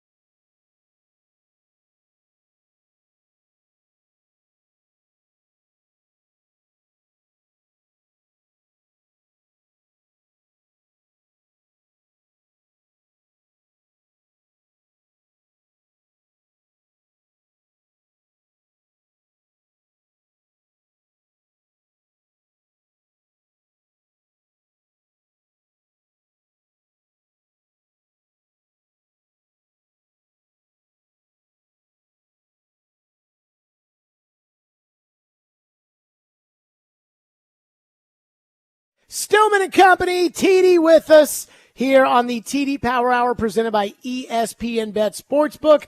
TD, do you have a thought or do you want to go to the phones? Phones. By the way, let me say this. There will be more TD as I'll be out some, and TD will be filling in. As many of you always say after TD does fill in, you guys say, why is TD not doing the show every day? But you guys will get some TD, so get excited about that. Phone lines are driven by WilsonCountyHyundai.com at 615-737-1025. Jules has been waiting patiently and is going to kick us off. Jules, you're on with TD. Go ahead. Hey, Jared, thanks for taking my call. My question for you, TD, is who would you trust if the season were to start tomorrow to start at right guard and right tackle? I'll hang up and listen. Appreciate y'all. Thank you, Jules. Good question. I don't know if that's my guy Jules Post or not. I didn't recognize the voice because of the background noise. But if it is, what's up, Jules? Either way, what's up, Jules? I would say right now it's Sadiq Charles, and I'm going to go ahead and go with Nicholas Petit-Frere. I think those are going to be the starters initially, and it's just one of those things where you just got to see how it works out. And if you're a Titans fan, you believe in your coach and Bill Callahan and hope that he could get the best out of them. That's what I'm going to do. I'm just going to take all my anxiety, and I'm just going to say, if Bill Polian says just trust Bill Callahan, then I'll just trust Bill Callahan. As hard as it is for me to do that, TD. Yeah, I know you got to make sure that you get your doubts and questions on here, and that helps fill content and helps generate people reactions and things like that. And it is what it is. So be worried. That's we all have our own unique lane, and that's the lane that you tread upon. Is hey, listen, I'm going to question everything. Well, I tread in the anxiety lane. That is for there. Sure. It is, yeah. David says, TD, do you think there's any carryover from the Vrabel defense that could help this current defense combined with what they'll be taught from Denard Wilson? I just imagine it's hard to turn everything completely over all at one time. Yeah, I think you're going to – now, this isn't based on anything I saw or anything like that, so I don't want anybody to think I'm sharing scheme or anything like that. But I think you're going to see stunts and twists and things up front, finding ways to get home with that front four. I think that's going to be something that you see. Look, this red zone defense was tops in the league last year, so I'm sure some of those concepts they'll try to carry over, but it's a different group of guys. So I think there will be some, but I wouldn't expect to see like everything be the same or even a whole lot for that matter. One texter says, TD, is there a camp battle between Jack Gibbons and Cedric Gray for the starting linebacker position, or should we assume that will go to Gibbons? I think it's going to come eventually, but for right now, I don't think that's a battle for right now, just because there's just so much going on for Cedric Gray. And we got to talk to him earlier this week, and he was talking about how, the speed of the game is something that he's still, recognizing and getting acclimated to. And then again, knowing all the things that he has to know and being able to have all that process at the same time and still play fast, it's tough. So initially, no, but I think as camp goes on, something's going to happen. One of those preseason games or something, and everything is just going to click, and then it's going to be like, okay, here we go. And maybe as the season goes on, they'll have a competition. One texter says, TD, we need some positivity on T'Vondre Sweat. Chris Sanders said he was worried yesterday, as did Trevor. Are you concerned about T'Vondre Sweat? Listen, I can't give you any positivity because there's nothing to, be excited or happy about. Look, man, guys learn different ways. I think the only thing that you could kind of be optimistic about is that, hey, he'll be able to know his assignment and learn the things that he's asked to do from the classroom work. That's really the only thing. And you could also be concerned that he's not out there, but say, hey, you know what? They're taking this time to get him in the condition and back from whatever the injury or situation is that he's been worked with. I think that's it. I think that if he shows up and passes that conditioning test and is healthy and is, I think, all is okay for the moment at least. If he doesn't pass the conditioning test or he starts training camp injured, then I think it's a 5-alarm fire. 5-alarm fire. Well, a lot of things are 5-alarm fires on this show. Carson says, TD, who's getting the green dot on defense? That's a tough question. I think right now is Jack Gibbons. Well, we've seen multiple guys, Jack Gibbons, Paul Warlow. When they go, we're seeing Cedric Gray. I think it's going to be Jack Gibbons initially, and we'll see how things come with Cedric Gray. Will on Music Row says, TD, which position group is the weakest and which position group is being slept on? Which position group is the weakest? Good question. I'll say safety. I'll say safety just over because, inside backer. Yes, because and again we talk about this PFF thing, and you bring that up when you talk about Kenneth Murray. But as I've said before, if you take a knife and try to use it as a fork, the ratings, the usefulness is not going to have a high rating. It sounds like Kenneth Murray's a pass rusher, the way everybody talks about him, but not just a pass rusher. He's not the guy that you want to read and react. He's the one that you want to come down. He's a downhill football player, a downhill linebacker, right? Mm-hmm. And if you're asking him to sit back and read things and react, no, that's not it. He's the guy. It's just like Rashaan Evans. He's that guy you say, look, man, I just want you to get in that, but just bust stuff up. That's what you want him to do. So I say that to say I don't think this inside linebacker position is as bad as it's made out to be.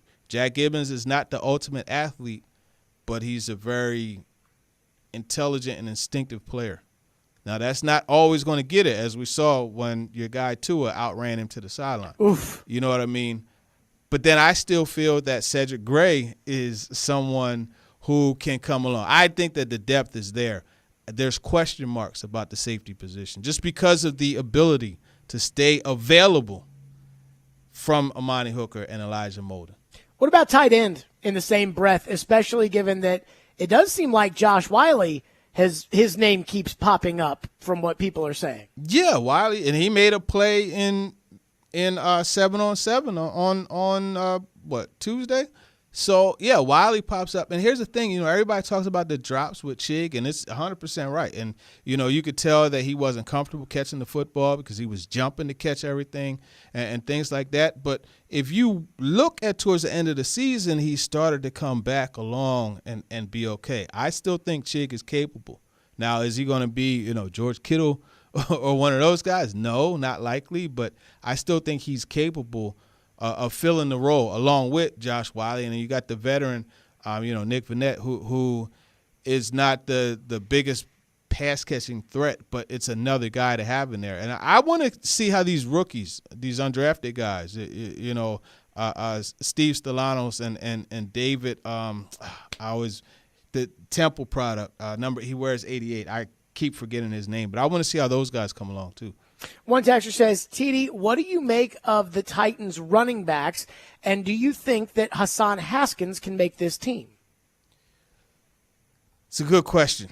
I think the running backs, this 1-2 punch is pretty cool. To give you another throwback, it reminds me of back in the day when the Eagles had Vaughn Hebron and Charlie Garner playing together. Neither one of them were. That is old school. Yeah, they were wearing they were still wearing the Kelly Greens, man. Hey, Charlie Garner, man. Charlie Garner's a bad man. Bad man. Not big, but still ran violently. And I think you have that same thing with Tajay Spears, Tony Pollard. So I think they're going to be a good combo. But then I think behind them, you need that guy that's going to be a hammer. And I think, with Hassan Haskins, with Julius Chestnut, I think the four of those guys make the roster. That's the way I look at it. So, yeah. Who do you think, as far as, really banging the ball in there when they want to run in between the tackles, knowing that all those guys can do it, do you think that we will see them, especially goal line type situations, short yardage, use Chestnut even though they're paying $8 million to Pollard? I don't know. I don't know. Because Chestnut's got that bowling ball, Maurice Jones-Drew kind of body. Yeah, he seems a little bit leaner this year, but I will agree with you. Chestnut is someone that will probably be the initial guy that I would imagine doing it, but I really think they're going to mix it up, man. I really do. Last one in here says, TD, when your colleagues at ESPN ask you specifically about Will Levis, what do you tell them?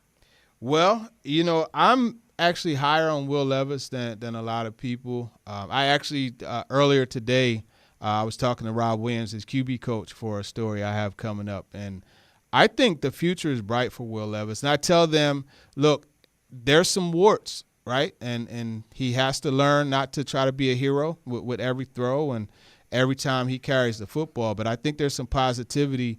I think he's in a good situation with what has been put around him.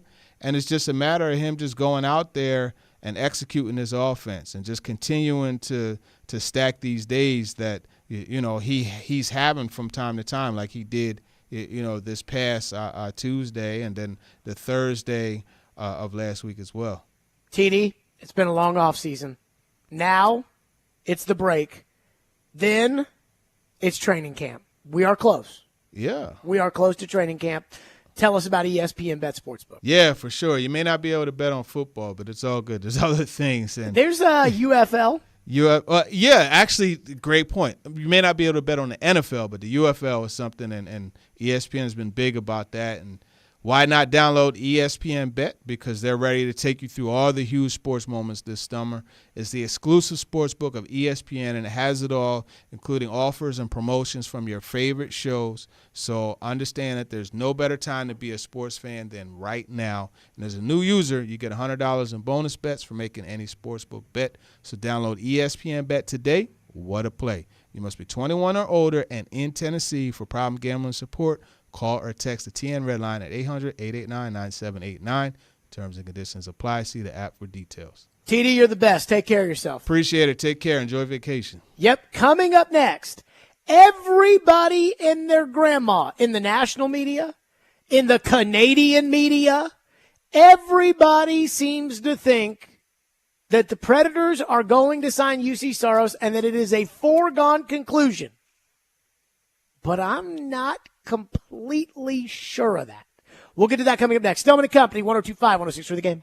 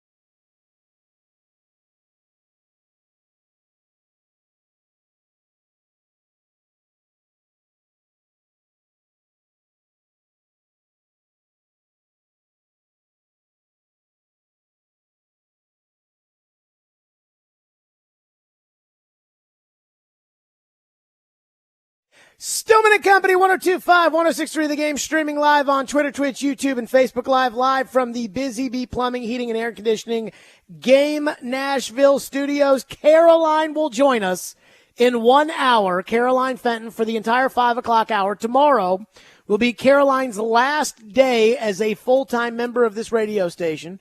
Caroline will remain as a part-time member of this radio station, filling in for me when I'm out, and Jared versus Joe and things like that. But Caroline has accepted a new position somewhere else that is a really, really great position for her. And every time I bring up that she's going to be with us at 5 o'clock, I talk about how bummed out I am, which I am bummed out. But we'll save the bummed out for 5 o'clock. So everybody and their grandma thinks that the Nashville Predators are going to re-sign UC Saros. I was reading a story in The Athletic. I cannot even pronounce the last name of the guy who wrote this. But it is about the goalie carousel and which goalies are out there and which teams need goalies and things of that magnitude. And basically, the goalie market for veteran goalies, for teams that need to have them, like the LA Kings or the New Jersey Devils or something like that, has Linus Ullmark, Jacob Markstrom, John Gibson, and UC Saros. But even as they write in the story, Saros, quote, Saros is at the bottom of the list, not because of ability, but because he will be the most challenging to pry loose. Nashville is trying to get him signed to an extension, and my belief, the writer at The Athletic says, is it will happen. And that internally, they've decided that their goaltender of the future, Yaroslav Askarov, isn't ready to be an everyday starter in the NHL, and that they had so much success in the final third of last season that they don't want to take a deliberate backward step now, which is what would happen if they traded Saros. There appears to be desire on both sides to get an extension done, and usually that means it's going to happen. And I thought to myself, well, hold on now. Why does everybody just assume the Predators are going to get a deal done with UC Saros? And I don't know the answer to this, but it's one of two things. It is either Barry Trotz and Saros' agent behind the scenes are telling everybody, whether it's Elliot or Pierre LeBron or this guy at The Athletic or whomever, that they're telling them, oh, yeah, no, we're going to get a deal done with Saros.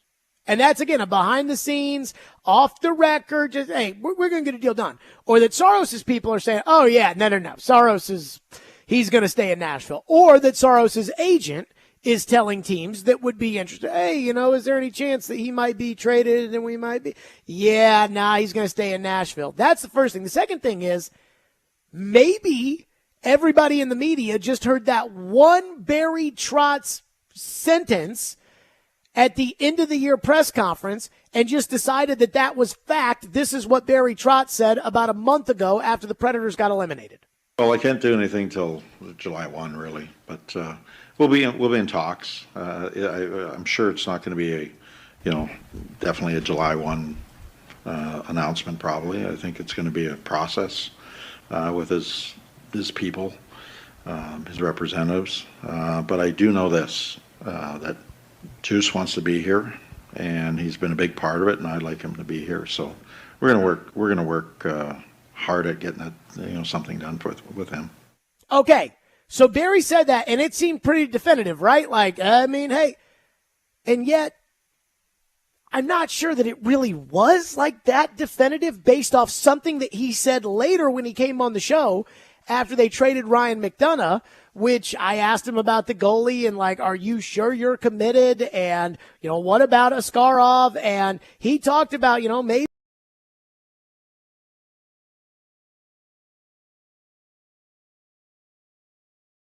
extend Saros and then 4 years down the road, flip it over to Askarov, which I don't think exists. And even Barry said, like, hey, man, at the end of the day, we're going to do what is best for the Predators. Here's what Barry said on our show after he made those Saros comments. Just like Pekka was a great mentor to Saros, and they got to work together and play together and train together and all those things. Juice has turned out to be a pretty good goaltender. So, it's okay to go that route with Saros and Askarov, but at the same time, as I say, the general manager will phone you and ask you different questions about, different deals. And if the right deal is out there, I'm going to do what's best for this organization. That's what I'm paid to do. Oh, wait a minute. Whoa, whoa, whoa, whoa, whoa. Because Barry had the press conference, said the first cut we played, and it was like, again, every article since then, every gossip, every Elliott interview on the midday show, everything is, oh no, they're going to re-sign Saros, and Saros wants to be there. But Barry said, hey, if a general manager picks up the phone and says, hey man, I'll give you Austin Matthews for UC Saros, hold on, now we got to talk.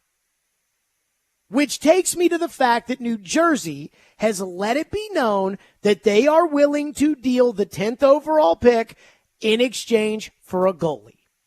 Now, I do not believe that the 10th overall pick would be used on John Gibson. Ian, I think we can agree on that. Yes. I don't think I would trade the 10th overall pick for Linus Ullmark. I don't think so, no. He is the reigning Vezina winner. But, or wait a minute, was it Swayman that won? I can't keep up between the two. No, it was Ullmark. It was Ullmark. Swayman was the one this year that ended up being their playing starter. more. Yeah.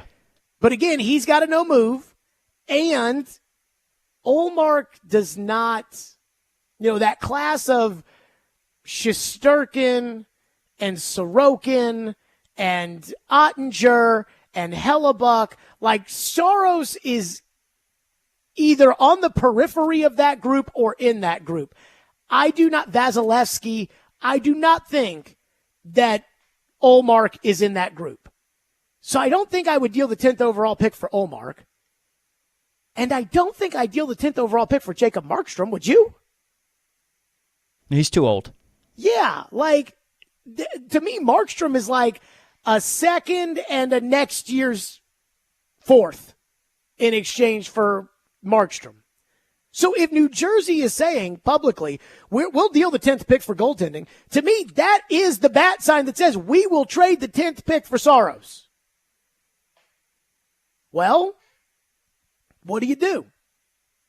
And it would be easy to say, well, if the 10th pick is not going to be a Nashville Predator until 2027 at the least, and all we ever do is sit there and talk about how tired we are of people waving pom-poms for the Milwaukee Admirals because we want players to play for the Predators, not Milwaukee. And yet, I look at these mock drafts, not to say that the mock drafts are everything, but I don't know these guys, the Scandinavian defensemen, right shot. There are 5 centermen in the top 11 of pretty much all of these mock drafts. Bergstrom, now Celebrini is the number 1 guy. You're not going to get him. He's going number 1. So don't worry about that. Which, by the way, again, not that I know anything about these prospects, but if Celebrini is this good and they got the Will Smith kid last year, they should be incredible, right? Like that should be like Crosby and Malkin for the San Jose Sharks. Right? Maybe. Okay. So you're not going to get Celebrini, but that means there are 4 other centers. Bergstrom, Catton, Aginla, and Helenus. And I'm sure I pronounced all those names wrong except for Aginla because I know his dad. And again, with all these guys, it's like these are the kind of center prospects that you will never, ever, ever have a shot to draft unless everything goes down the toilet in one of these seasons and Forsberg, Yossi, and Saros all get hurt. Because you'll never pick that high. So it's like, okay, New Jersey has come out and said we're willing to deal the 10th pick. I interpret that as we're willing to deal the 10th pick for Saros. They're not going to be willing to deal the 10th pick for Askarov because Askarov's not going to help them now. And the reason I think New Jersey would be willing to deal the 10th pick is because if they don't get goaltending this summer with the players they have, Hughes and Heischer and Mercer and, who's the forward that's really, really good? Jasper Bratt. And with those guys, if they do not get good goaltending, Ian, what is going to happen to Tom Fitzgerald? He'll probably get fired. He'll get fired. So what does he give a rat's ass about the 10th pick? I got to win now. So on one hand, everybody and their grandma says the Predators are going to re-sign Saros. And so I'm wondering, is it even worth talking about potential trade possibilities and what they could get for Saros and what a Saros extension would look like?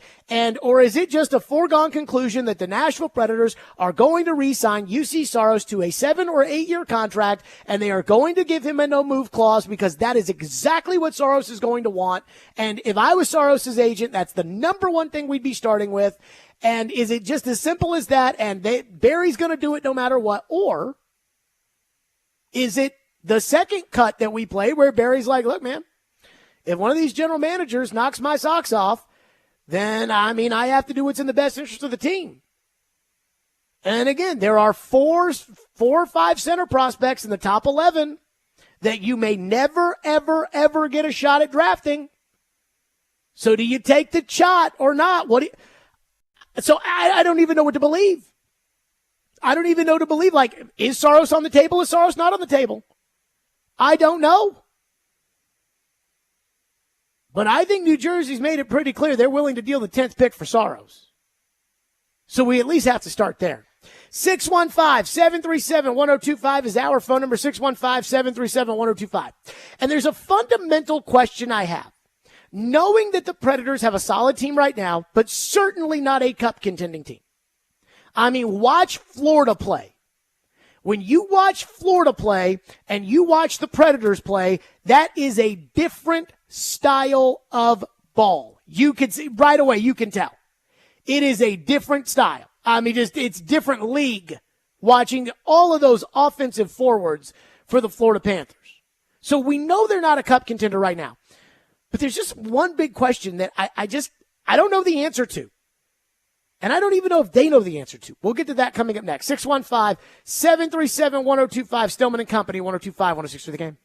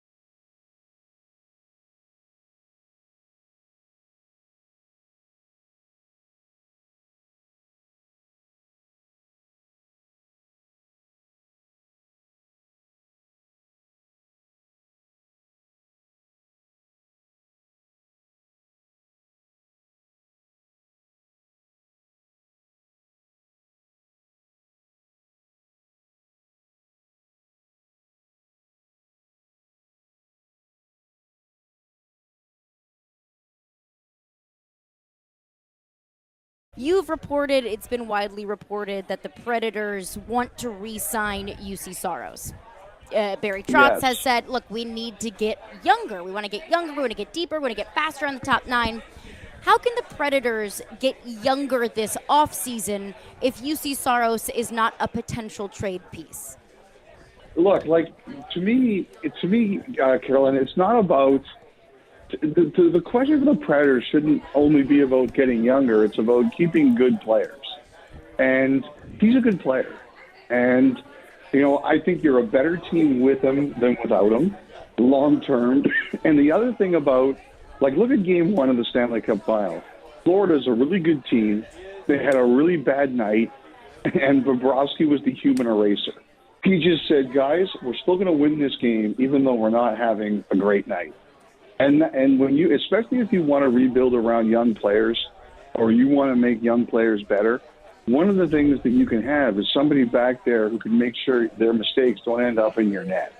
And, I think, like I said, I've heard optimism. There seems to be a real desire to find a way to get this done. And I just think that Saros is the kind of guy who can make young players look better because he can cover up their mistakes.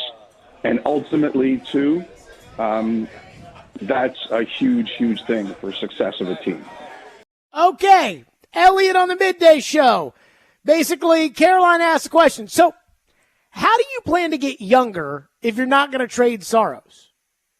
And instead, Elliot tells us, well, Saros is a good player. You need to have Saros. You need to. But that doesn't, again, answer the question.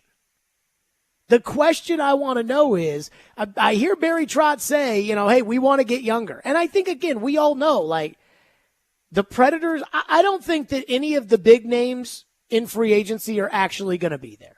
I don't think you're going to be able to sign Steven Stamkos. I think he stays in Tampa. I don't think you're going to be able to sign Sam Reinhart. I think he stays in Florida. I just don't think that those big names are going to. Now, Jake Gensel's out there, but is signing Jake Gensel to a 7-year contract and giving him a full no move at $9 million a year, is that really what the Predators need? And it doesn't feel like it to me. They need good young players that become really, really important pieces. They need young guys that become Yossi and Forsberg. Maybe Evangelista is that guy. But other than that, if you do not trade the goalie, how do you get those players? And we all know that the only way to get those players are to draft or trade them, right? Because, again, you're not going to sign these guys, for the most part, in free agency. Every now and then, some guy gets into free agency who is yet to be unlocked. A team signs them, and like Wild Bill in Vegas, they just become a star. But for the most part, you're not going to sign stars in free agency in the NHL unless it's a guy like Artemi Panarin that tells his team, I'm not coming back. So whatever you do, you're not going to get me, so I'm not coming back. So I have always said that there's going to be somebody that is unhappy with their situation that's going to look at their team like Matthew Tkachuk did a couple years ago and say, look, I don't want to be here. You need to trade me, and then the Predators need to pounce. But again, how do you get that player if you're not willing to trade Saros? And I don't know the answer to that. So then the only other way that the Predators would get good young players that, again, are going to matter is by drafting and developing them. But outside of Kimmel, who's at Milwaukee, and I still think he's probably another year and a half away, I don't think any of their skaters there have that high-end potential. Matthew Wood's still in college. Tanner Mullendijk is still in the juniors. And then with all these picks they have, I was texting Caroline about this earlier today. And she was like, well, Willie always talks about the picks they have, right? They've got a first-rounder this year and I think 3 second-rounders. And then next year they've got 2 first-rounders and 2 second-rounders. And it's I'm talking about getting players that will be good in my lifetime, not guys that will be good in 2030, which is if we're banking on second-round picks in next year's draft, we're talking about 2030.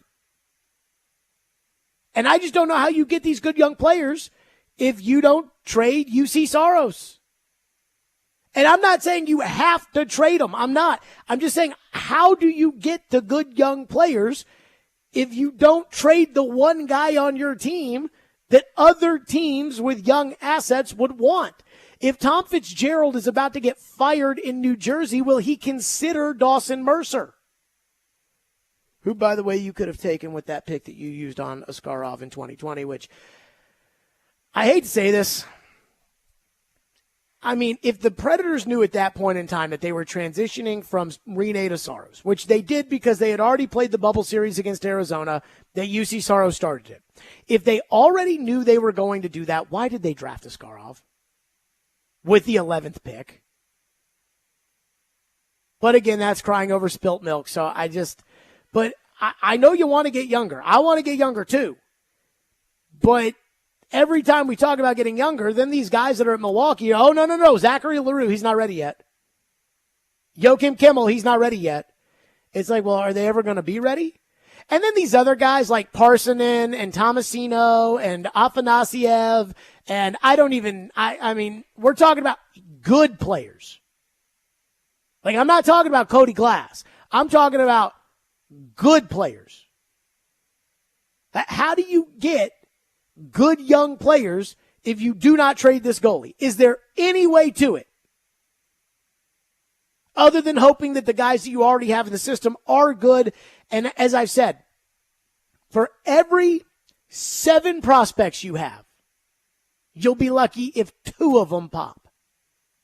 Right now, I'm convinced that there are 2 prospects that are going to be high-level NHL players, Evangelista and Molendyke. The other guys could flame out the same way it looks like Tomasino's flaming out. The same way Tolvanen flamed out. The same way Fabro flamed out. So, I mean, I'm worried about how this whole getting younger is going to happen if you don't trade the goalie. 615-737-1025 is our phone number here on the program, 615-737-1025. So, I saw a headline that didn't affect me at all. But apparently on social media, there are some Titan fans that are just worked up about it. And it involves somebody that is very, very, very popular around here. We'll get to that coming up next. 615-737-1025 is our phone number. Let's go ahead and give away these Martin Lawrence tickets. Be caller 5 at 615-737-1025, and you will win a pair of tickets to see Martin Lawrence at Bridgestone Arena on Sunday, January 19th. See Bad Boys Ride or Die in theaters now, starring Martin Lawrence and Will Smith. Also, sign up to play in the 615 Open presented by Gary Force Acura at the beautiful Hermitage Golf Course on Thursday, June 20th. Compete for amazing prizes, including $10K cash for a hole-in-one or $20,000 in kitchen renovations or bathroom renovations from Eurostone. Plus, you'll have the chance to win exclusive experiences only a radio station can provide. Do not miss out on this incredible event. For more details and to sign up, visit 615open.com.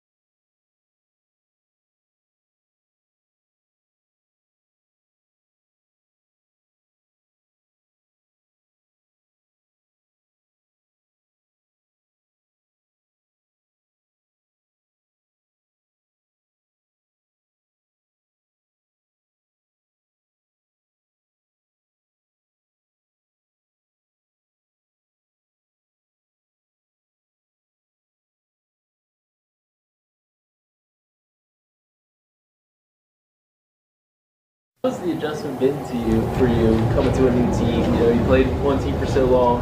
Just the scheme here, how do you feel like you're catching up with all of that? Yeah, it's definitely different terminology and everything, but it's a challenge and it's fun, and doing something new is always gonna bring a challenge to it. But I embrace it. It's been fun learning.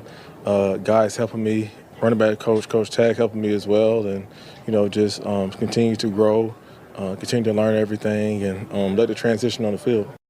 Derrick Henry in Baltimore. And it is kind of weird, right? Talking about the transition and Lamar and everything. It's like, oh yeah, Derrick Henry did move on. So I saw a headline on Pro Football Talk about Derrick Henry talking about being with the Ravens. And then I heard the Midday Show at one point talking about this. And I saw people whining about this on social media. So I guess Derrick Henry was asked about being teamed up with Lamar. And he said something that got people worked up. Here's what Derrick Henry said that got people worked up. But just having Lamar next year, how much will that open opportunities for you? Obviously, he takes so much attention on the defense, but how much do you think that will create opportunities and lanes for you? Yeah, it definitely brings a different aspect because he's a dual threat quarterback, and he's dangerous with his legs, just as he is with his arm, and it's going to be fun and a breath of fresh air, not being the center of attention, knowing that eyes are going to be on him as well. But I'm just excited to get to work and put the work in out here and let it all come together when it's that time. Okay. So he just said right there, like, yeah, Lamar's good. He's a dual threat quarterback, which I think we all know. And then said, hey, it'll be a breath of fresh air not to be the center of attention. And I actually saw people on Twitter that were whining and crying about this, as if Derrick Henry took some sort of shot at the Titans or at, the expense of Titans fans. Let me say this. If you have a problem with what Derrick Henry said right there in that cut, you are a crybaby. Like, at that point, you need to look in the mirror, okay? Again, all he said was, hey, it's a breath of fresh air not to be the center of attention, i.e., it's a breath of fresh air not to look out at the box and see 11 guys sitting there saying, he's getting it on this play.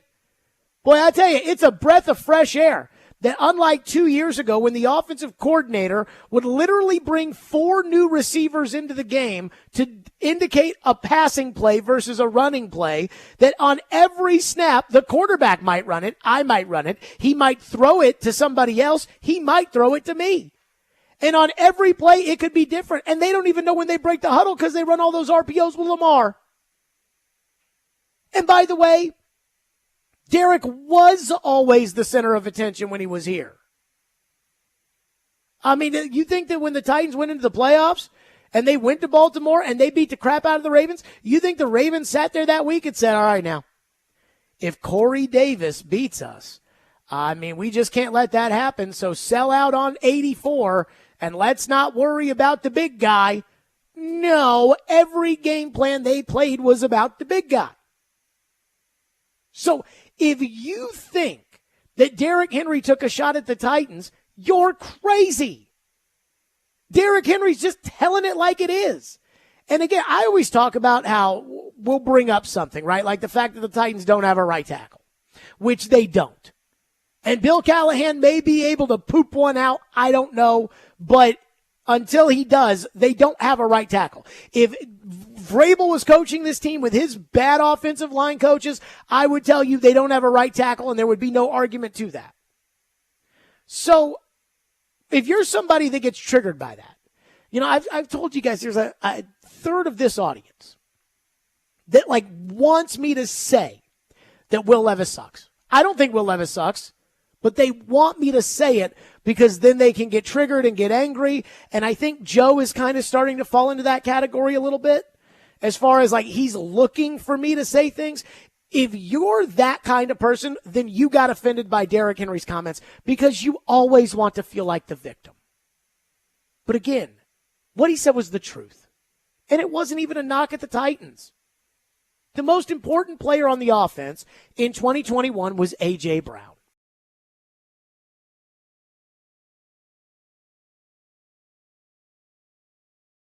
road and they lost the game like 36-13. They had no defense. They had no Hilliard and Foreman ran all over the Patriots. Now they both fumbled in that game, but the reality was the Titans had no passing game that day. Why? Because AJ was hurt. The Texans, who used to be bad, the Texans, they lost to them when AJ got hurt. But when Derek got hurt, they went out and won games, even though they did win the bulk of their games with Derek at the running back. But they went out and they won games because of AJ. But again, because Derek was the center of attention, we looked at A.J. Brown, and the Titans looked at A.J. Brown as a co-starring piece as opposed to the star, and they traded him away. So Derrick Henry's right. Now, I have two other thoughts on this. First off, I do think if I'm Derrick Henry, I'm excited about the idea of not being the number one guy on offense. Because here, he was. Ahead of Tannehill, ahead of AJ, ahead of everybody else. He was the number one guy. There, that number one guy is the two-time league MVP, who is their starting quarterback. I've actually become addicted. I'm actually embarrassed to say this, but there's this guy on YouTube. I don't even know how I started watching these YouTube videos. Ian, do your kids watch YouTube? Not really, no. So I hear that like the kids today are all like into YouTube. Like they don't want to watch the channels. They just want to watch YouTube. Well, there's certain shows that are only on YouTube that a little bit will watch, like some kids stuff. But okay. Yeah. Well, so YouTube, for me is like Channel Jared.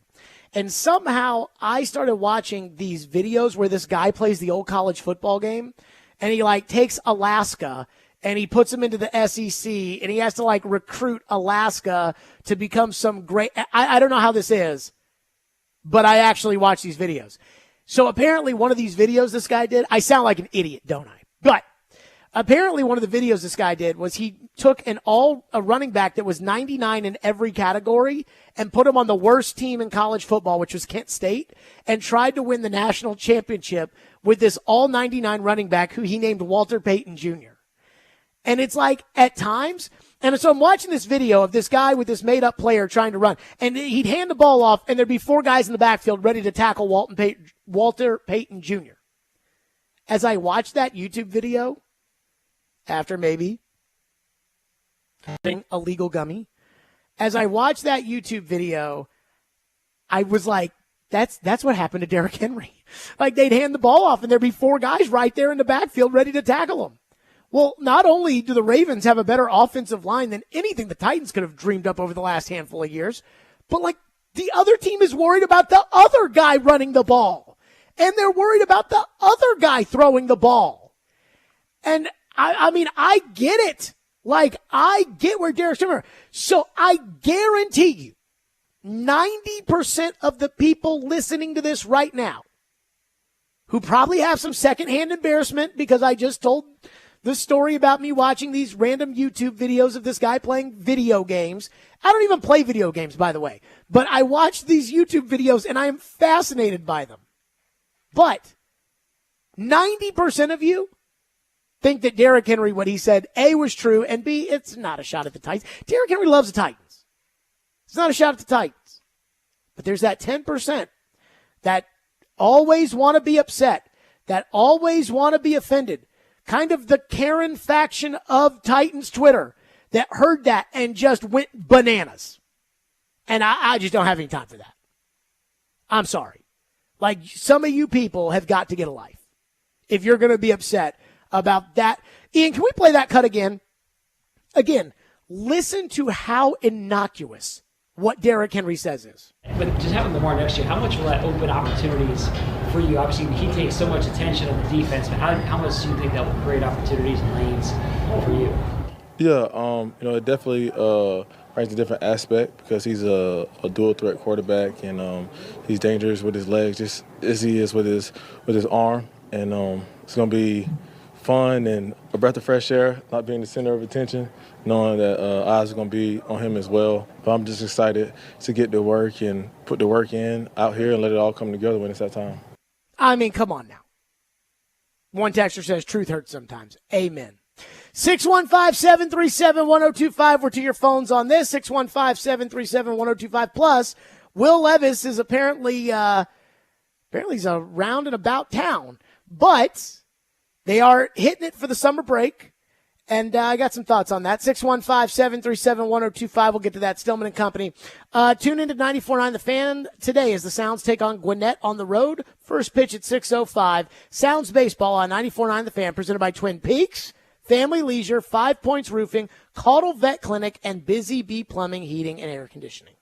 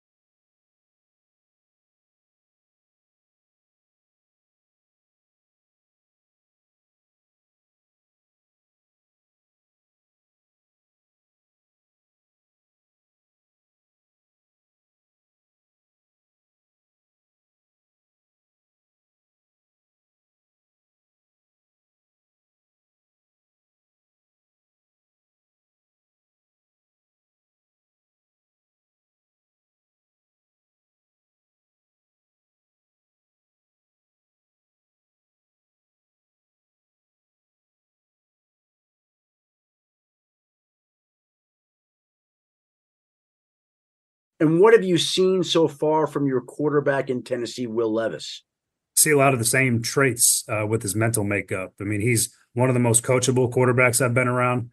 It's fun because he's a young player, so he's impressionable. He's in a formative period in his career, his work ethic, his desire. I think what was really fun to watch him play last year is intensity and his competitiveness, his toughness that he shows. Those are all the things that are, when you look at what you want the quarterback to be made up as, he shares all of those things with those guys. And so he's got to go earn it on the field. There's no question. But the player, the person, what he's shown so far is what really makes me excited about his ability moving forward. That was Brian Callahan on the Adam Schefter podcast talking about how excited.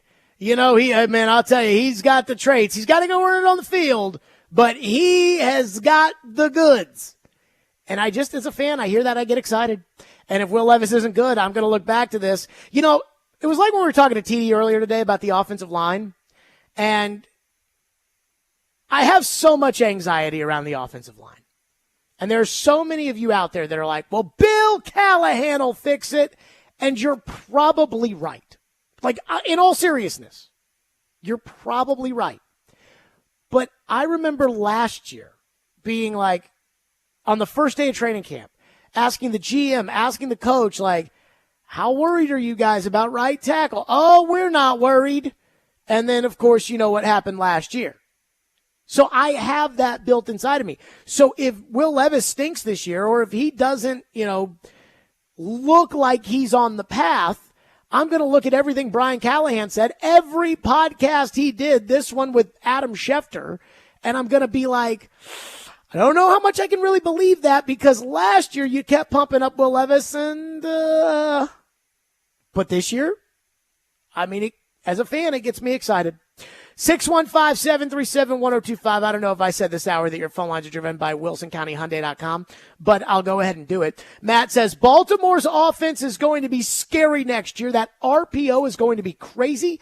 Better offensive line, better tight end, and I am happy for Derrick Henry. So this is going to sound like spilt milk if you just turned on a Nashville radio station, or I shouldn't say spilt milk, sour grapes. That's what this is going to sound like.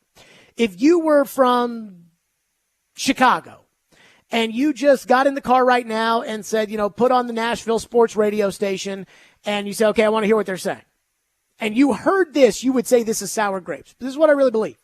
And if you know me, you know that, like, I'm not going to just take up for the Titans or, no, our guy won't be better off. But this is what I'm about to say. I do not like Derrick Henry to the Ravens. As much as everybody else is like, oh, my God, Derrick and Lamar. Oh, my God. I'm like, did the Ravens have a hard time running the ball last year? Did the Ravens have a hard time running the ball the year before that? Did the Ravens have a hard time at any point over the last 5 years in short yardage situations? The answer is no, no, and no. Where do the Ravens have a problem? Catching up. If you need to catch up, which at some point, all these Tom Brady comebacks happened because Tom Brady had to catch up. If you have to catch up in a playoff game, Derrick Henry doesn't help you. The Ravens will make the playoffs without Derrick Henry. The Ravens could probably go deep in the playoffs without Derrick Henry because the Ravens have gone deep in the playoffs without Derrick Henry. But in that AFC title game this past year where they were behind Kansas City the whole game, Derrick doesn't help you. So that's why I'm not as on board with that. Had Henry gone to the Cowboys, that I think could have been something. And the Cowboys, they got money. They've got to pay Dak. They've got to pay CeeDee Lamb. They've got to pay Micah Parsons. So I get it. Again, the cap is fake, but the money is real. And so I understand why the Cowboys didn't go after Derrick Henry. But Derrick to the Cowboys, that would have been something. Derrick to the Jags, like that would have been something. Derrick to the Ravens, it fortifies their strengths already, but they didn't have a hard time running the ball to begin with. I wonder if he's going to get the ball enough to get into his Derrick Henry rhythm sometimes that he needs. Yeah, I have kind of thought about that too, but I do think he's going to get the ball enough because the Ravens do run it a lot. Mm-hmm.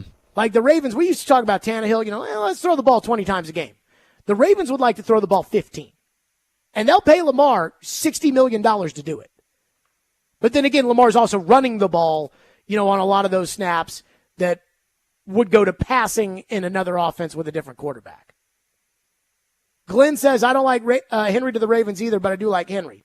So I think when you say like Henry, I mean, everybody likes Derrick Henry. There's nothing to not like about Derrick Henry. As far as the player is concerned, maybe I'm a homer on this.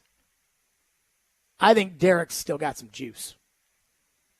That's why I hate that he's going to the Ravens and he's not going to a team that, has a passing quarterback, because I think Derrick Henry still has some juice. The more I think about it, the more I'm like, the Jacksonville Jaguars should have gone and gotten Derrick Henry. The Houston Texans could have gone and added Derrick Henry. Could you imagine them just pounding the ball with Derrick Henry? Ugh. But the Ravens, that's already what they do. Eli says, I think Jared has PTSD from the Titans' offensive line last year. By the way, Derrick Henry should be put into the Titans Hall of Fame yesterday. He gave his heart and soul to the team. So I don't know why this stands out to me about Derrick Henry, but when I was at the Super Bowl, we had Al Smith on the show. Ian, you know Al. Yeah. And so Former Titans linebacker. Former Oilers, Titans, I guess. He was a really good Oilers linebacker, and now he heads the alumni chapter of the NFLPA here in Tennessee. Worked in the front office. Al's a good man. But I asked Al, who, again, is, an Oiler through and through. Even Warren Moon said to me, he's like, I got to go talk to Al at some point while I'm here. I asked Al, I said, do you think they should retire Derrick Henry's number? And Al said no. And I was like, what? And for some reason, I can't get over that. I mean, not that I think that they won't retire Derrick's number. I think they'll retire Derrick's number. I just think Al's crazy. And it just hit me right then and there. That's like Tom Brady getting his number retired yesterday and being inducted into the Patriots Hall of Fame. I mean, it's great. And I know they had a big ceremony and a party and everything else. They were going to give number 12 to somebody else. That would have been something. One texter says, I just read on Bleacher Report that if Dak Prescott hits free agency, the Titans should go after him. I would rather go with Levis, and if Levis is not the guy, hope that they have a high enough draft pick to draft somebody else. Well, I went over the list of quarterbacks that Jordan Reed put out at ESPN the other day, and I said no to about half of them. I said no to Shedeur Sanders because I don't want Dion running the Titans, and that's exactly what's going to happen if you draft Shedeur. I said no on Jalen Milroe because I don't think he's an NFL quarterback. I said no on Riley Leonard because I don't think he's an NFL quarterback, or at least a good one. I said no. I'm trying to think of who are the other guys we said no on. We said we'd Milroe. Listen on. Yeah. Say Milroe. Yeah. We'd say maybe on Carson Beck and Quinn Ewers. But, I don't even like Carson Beck. But I definitely, can you imagine? Can you imagine if the Titans are like the Vikings and they have that pick where it's a high pick, but you're going to draft, if you draft a quarterback, like the fourth or fifth best quarterback, and the Titans end up drafting Jalen Milroe? I cannot with that. But then again, Dak is a free agent. Yeah, Jackson Dart, Cam Ward, Riley Leonard. Beck. Oh, yeah, Jackson Dart, no. Yeah, Beck, in the NFL. Sanders, Ewers. No. Those seven, yeah. To me, Shedeur's the best one, but I don't want the Dion circus. And Shedeur's already shown himself to be too entitled for me to say, okay, he can leave the Dion stuff at the door. Texture says all the Ravens did was trade their trio of running backs for one.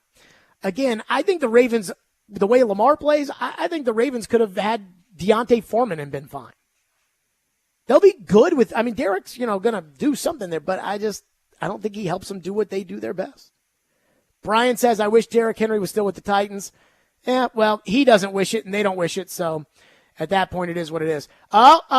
Texture says the Ravens have cap problems. They lost 3 starting linemen. The run game might not be the same. Yeah, John Simpson, a backup guard who they made a starter last year, they'll replace him. Trust me. They've lost Marshall Yonda and guys in the past, and they've replaced him. They traded Morgan Moses because he was old. They'll be fine. I'm not worried about the Ravens. Cap. Okay. I have been bummed out about this for the entire week. Caroline, has her final day as a full-time member of this radio station tomorrow on the Midday Show. She joins us in studio for the next hour, and we reminisce. Stillman and Company, 102.5, 106 for the game.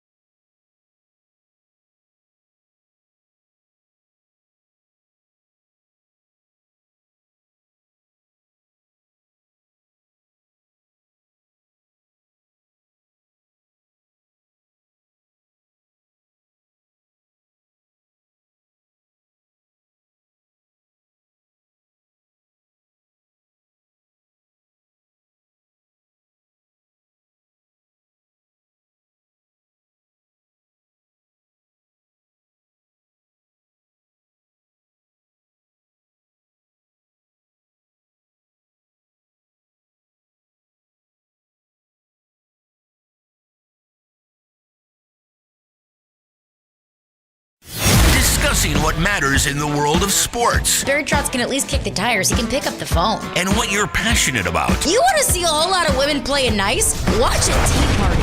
This is Caroline and Company with Caroline Fenton, built by Jarrett Companies. Above and beyond industry standards on 102.5 and 106.3 The Game. Thanks for everything, Caroline. We'll miss you. Okay, I kind of liked it. Chase sent me a text and said I took some liberties with this open, and I immediately told you we rolled our eyes. I said, I think, quote, oh boy. But we kind of liked it. I liked it. I don't want to speak for you. I've been waiting to hear that for years. Yeah. Caroline Fenton, love it. Caroline Fenton is with us, Stillman and Company, live from the Busy Bee Plumbing, Heating, and Air Conditioning Game Nashville Studios. If you do not know now you know that tomorrow is Caroline's last full-time day with the radio station. She's not telling anybody where she's going, so don't ask. Apparently, nobody knows. Well, But I mean, some people know. some people know. Yeah, it's not a state secret, but I'm just letting this week be about the station and kind of saying goodbye to the station. And what comes next, that'll be announced here shortly. I have been bummed all week.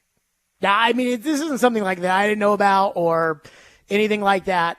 And it's not that I'm not happy for you. I'm very, very, very, very happy for you. Thank you. I mean, I think I could say, like, full disclosure, and not saying that, like, you listened to me and that's why. But, I mean, I told you when you told me about this, I was like, yeah, you're going to need to take this job. Yeah, I told you about this pretty early in the process. And so it's not that, like, I'm bummed. Ian, how many times over the last week have I talked about how bummed I am about this? Oh, about 100. I am freaking bummed. Like, I was talking to my mom about this today. I was like, I am bummed. And I think the reason why is because I remember, like, maybe 6 months after you came here. And I read a story. Mike and Mike had broken up a long time ago, and Mike Golick had left ESPN. And Mike Golick did an article in The Athletic, and he did an interview, and he basically said that he and Mike Greenberg were not friends. That, like, they just did the show together, and that was it. And there wasn't any, like, friendship, you know, their families were different ages, and there was different. And I was like, man, maybe these people just live different lives than I do, because I felt like you and I, even 6 months in, like, I felt like we were really good friends. And I obviously had a ton of respect for Floyd, and I'm like, man, like, maybe it's just different with radio partners for me than it is for other people. But I think that was, like, kind of a moment when I realized, like, how happy I was about what we had. And I mean, it's so much bigger than just what people hear on the radio and what they, you know, think of, like, because we're characters on a show of people driving home. And it, like, the last week, I've just been thinking about, like, all these different moments that we've had over the last, what feels like, it doesn't feel like it was yesterday. It feels like this has been a while. It feels like 5 minutes and also 500 years at the same time. It does. And it's making me sad. It's making me sad because we're going to miss you as a station. I told you this the other day that, like, the worst part about this for the station is that midday show that you're on is really starting to get good. And you guys, this past book was the best book you guys ever did. It's the highest ratings we've ever had for that time slot. And it's like, man, that show was getting good. But again, these are careers, and you are headed into a great spot in your career. So all I kept thinking about today was, I was like, how am I going to start this, like, hour of us reminiscing or talking or whatever it may be? And I keep going back to when we hired you. Now, I can't take credit for hiring you because I didn't hire you. Yeah. I wasn't the boss. I wasn't in charge. But I kind of decided which path we were going to go. Yeah. And Floyd had left the radio station, and at the time, nobody knew why. Now I think, obviously, everybody knows why. And I was kind of like at this crossroads of, like, what did I want to do? What did I want this show to become? Like, what did I feel for myself? What did I feel about if I were to add somebody? And, like, I talked to a former coach who ended up going back to coaching, and I mean, I thought about it, but I wasn't really, like, you know, to bring in another coach, that would make it feel like Floyd's just like a guy and we're just filling a spot. And then the more I realized it, the more I was like, if I bring somebody else in who is like Jared and Bob, if I do that, then that person is going to want to dictate what we talk about. That person is going to want to be an equal partner as far as topics. And at that point, Floyd didn't do any of that. That was all I did that. And then he just was the expert and chuckled and all that kind of stuff. So I was like, you know what? What if we brought somebody in that was basically a blank canvas? Somebody that didn't have a ton of experience, so we could teach them how to do things our way, and they could help out with other things, and we could kind of develop somebody. And Porth, Ryan Porth, who was our program director at the time, he was like, yeah, I think that's a good idea. And then we didn't talk again about this for like 3 weeks. Like I said it one time, and then he didn't talk to me about it for 3 weeks. And then he said, I've got somebody I want you to talk to. I said, who is this? He's like, it's Caroline Fenton, this woman. She's doing digital right now at ESPN. But she sent in her resume and had Fitz as a reference. And he said he called Fitz, and Fitz was like, oh, yeah, hire her. And apparently he had talked to you and he said, I want you to talk to her. And I said, okay. And so it was the day that the Colts had traded for Carson Wentz. And I literally had just gotten off the elliptical. I do remember that. And I hopped in on a Zoom. And I mean, I knew within like 10 minutes. I was like, all right, it's going to work. I was like, this is going to work. Like, this is exactly what we're looking for. This is exactly. And I had been in situations not where I had a little bit more homework and everything else. But like, you came in town, and I mean, I want to say like we hit it off like right away. We did. Like right away, like the first day. And I was like, I was like, this is exactly what we're looking for. This is somebody who has a great attitude, somebody who everybody says just glowing things about, and somebody who ultimately is, I know this is going to sound kind of selfish, is going to want to do things my way. Like, is going to understand that, like, hey, like, I've been doing this now for a little bit. Like, I have a pretty good idea of what's going on here. I had no other way. Like, I'd never done radio before. And that was exactly what I was looking for. It was like, bartenders, there's a bartender school, but a lot of times restaurants want to hire their own bartenders and teach them how to make drinks, and not, no, don't worry about that. This is how we, at Stillman's, this is how we make our martinis. And that was what I felt like about with you. And then there was kind of this sentiment. We had hired people from out of town before. Mm-hmm. And there was a sentiment that I think now you understand. Yeah. That is what I call the out-of-town shooter. Totally. Which, like, if you go into a city and you don't know the sports landscape there, you're going to go on air thinking you can talk about these things, and you're going to get exposed. And there was, like, a question of, like, well, she's not from here. She's not local here. And I was like, don't worry about that. I was like, I will, for the lack of a better term, I'll protect that. Don't worry about that. And I just felt like within about like a month, I was like, okay, like this is we had open lines of communication. Mm-hmm. We really, I mean, and I don't want to speak for you, but we just really hit it off the way that I thought, the way that I had hoped that partnership would go. Yeah. I remember when I was, working for ESPN and, living in Connecticut, I was at a crossroads. I was like, I'm not happy personally or professionally. I just want something new. I went to school to be on air. I've always wanted to be on air. So I looked at every single possible job application that there would be out there to just get me on air. And I saw a posting to be your co-host. And I think I've told you this before. I applied with absolutely zero expectation to hear anything back. In fact, I actually expected somebody to open my application and laugh and close their laptop and think, yeah, right. And then Ryan Porth called me back, and I thought, are you serious? Are you serious? And it, the first time I talked to you, I think we started our first Zoom conversation just totally ripping on Carson Wentz and how stupid the Indianapolis Colts were. And we were right about that, by the way. We were right about that. And then we fast forward a year later, we were ripping on the Colts for bringing in Matt Ryan, and we were right about that as well. We were right about that. I came to town. I think we were at dinner for hours. We started naming off the 2006 St. Louis Cardinals World Series team. Forgot about that. Anytime you can mention So Taguchi in a dinner conversation, it's going to be a pretty off the wall but pretty good conversation.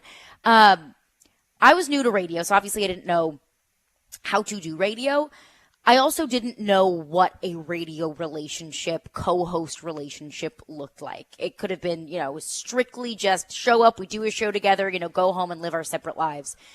I think the relationship you had with Floyd, how he was an extension of your family, how you two were so close, how you loved and respected him so much, and I know he probably felt the same way about you, that influenced so much of our relationship.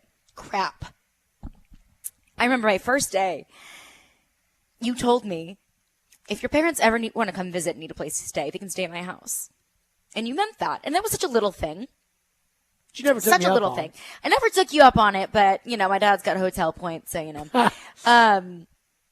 But I thought that was such a small gesture that meant a lot, that you meant that deep down. And I've told you this before, just my professional mindset is I refuse to fail. I refuse to not be successful in what I do. You told me on day one, I will not let you fail. And you haven't. You've set me up for success from day one until the day I took over the midday show and became a host. And you will never let me fail moving forward. After I leave the radio station and go on to new things, and you go on to bigger and better things in my personal life and my professional life, you will never let me fail. Well, you're never going to fail. You're never going to fail. And that's regardless of me. That was, some people just, I was thinking about this today. I do not think over the last 3 years, I don't think there's ever been a moment where I was legitimately mad at you. I disagreed with you on things. There were certain things there were some conversations we've had. They weren't super tense, but this was kind of the first ever true, I don't want to say subordinate because that's not you didn't report to me. Yeah. But it was my show. And it was the first time that I ever said, I was okay, I'm going to set expectations. I'm going to hold people accountable. Yeah. I'm going to not let things slide. I'm going to address things. And then once I address them, they're done. And so we've had conversations that we've had to address things. And yet I still don't think I've ever had a single moment over the last 3 years where I've been mad at you. And I don't know. You get mad at a lot of people. I get mad. I get mad. And I just, because that's who you are. That's what, I was kind of saving this line for the end, but everybody in their life would consider themselves lucky to have a Caroline Fenton. And I'm not. I'm not just saying that. In so many ways. As a friend, as a coworker, as I can't tell you how many times, even now that we're not even on the same show, and we talk about stuff. One of my favorite things is the amount of people that accuse you of just running with my opinions. Yeah. That will say oh, well, she's just saying what Jared says. Do you know how many times I steal your opinion? One time you said to me, we were talking about these risks after they drafted Devondre Sweat. We're literally just texting. And I was oh yeah, Titan fans are mad at me because I'm talking about all these red flags. And you were yeah, you can't do what the last general manager did. And then all of a sudden, Titan fans are yeah, they're mad at John Robinson and now they're supporting this. And I was yeah. And then I was just all you people out there that just throw John Robinson, mad about Caleb Farley, mad about Julio Jones, mad about, and you guys say, oh, no, it'll be fine with Devondre Sweat. That's Caroline's opinion. That's not my opinion. I share it. You have that opinion. I share it, but it just, I don't know. the amount of people that would sit there and say like, oh yeah, she just takes from you. I'm like, no, like it's the other way around. And I don't just mean that when it comes to like takes and opinions and things like that, because there are a lot of things that I learned through you that I felt like everybody knows certain things about how to treat people, but it's when it's actually practiced that it's kind of eye-opening. You know, there was a discussion that I had where we were talking about, you know, after you had left the show. Yeah. And I was talking about, you know, if I were to add somebody else onto the show, and I said, I would let that person probably do more. Like, I would let them in more in the discussion, more in the, and I told you, I'm like, I don't want you to take that as a shot to you, as much as I want you to understand that it's me reflecting back on how I incorporated you. And some of that was like a protecting because you didn't really know everything at the time. But also some of that was like, I think I just wanted to be like, no, this is my show. And like, I'm going to be and I looked back on that and I was like, that's not what I wanted to do. Like, or that's not what I should have done. And I told you that. And you told me after that, you said, if you had just done that without telling me, then I would have been upset. But because you told me and you explained it to me, you actually told me that you felt good about that. Yeah. And that was like a moment for me where I'm like, okay, that is how we communicate with people. Like, that's what I'm supposed to do when I talk to people is say like, hey, like I screwed up. I'm not happy about how I handled this. And this is why. And it's just little things like that, I mean, it's crazy because like you're going to be filling in for me when I'm gone and you're going to be on the station. You're still going to do Jared versus Joe as much as you can. And they're still letting you keep your key card, right? I hope so. You going to turn your key card in tomorrow? I didn't even think about that. I mean, that's a big thing for me. I hope they let you keep your key card. At least my code worked to your house still. That is true. If it didn't, I would have felt like seriously kicked to the curb. Like, what, I got to text you? Hey, can you open the door? That would have been something. But it's all that to say, I think it's a good example of how a co-host on the radio relationship is different than any other working relationship, or at least I think that it should be. Not for Mike and Mike, though. That's true. I mean, I think we saw the way that ended. Maybe we should have seen that coming, but maybe it's not how every relationship is on the radio and every co-host relationship is, but that's how our relationship is, and I couldn't be more grateful for it. Okay, we continue on. I do want to talk about some of our favorite moments over the years, because I've actually been thinking of these in my head, and so we will touch on those next. Caroline's final day is tomorrow on the Midday Show, which, again, got their, in this most recent book, got their best ratings ever. And I love it when I hear it, and then the results come in as well. And it was a couple of weeks ago. I was listening all like for 2 hours straight, and I was like, damn, I've been listening for 2 hours straight. I'm like, that is the sign of a good show. But we continue on. Stillman and Company, 102.5, 106.3 The Game.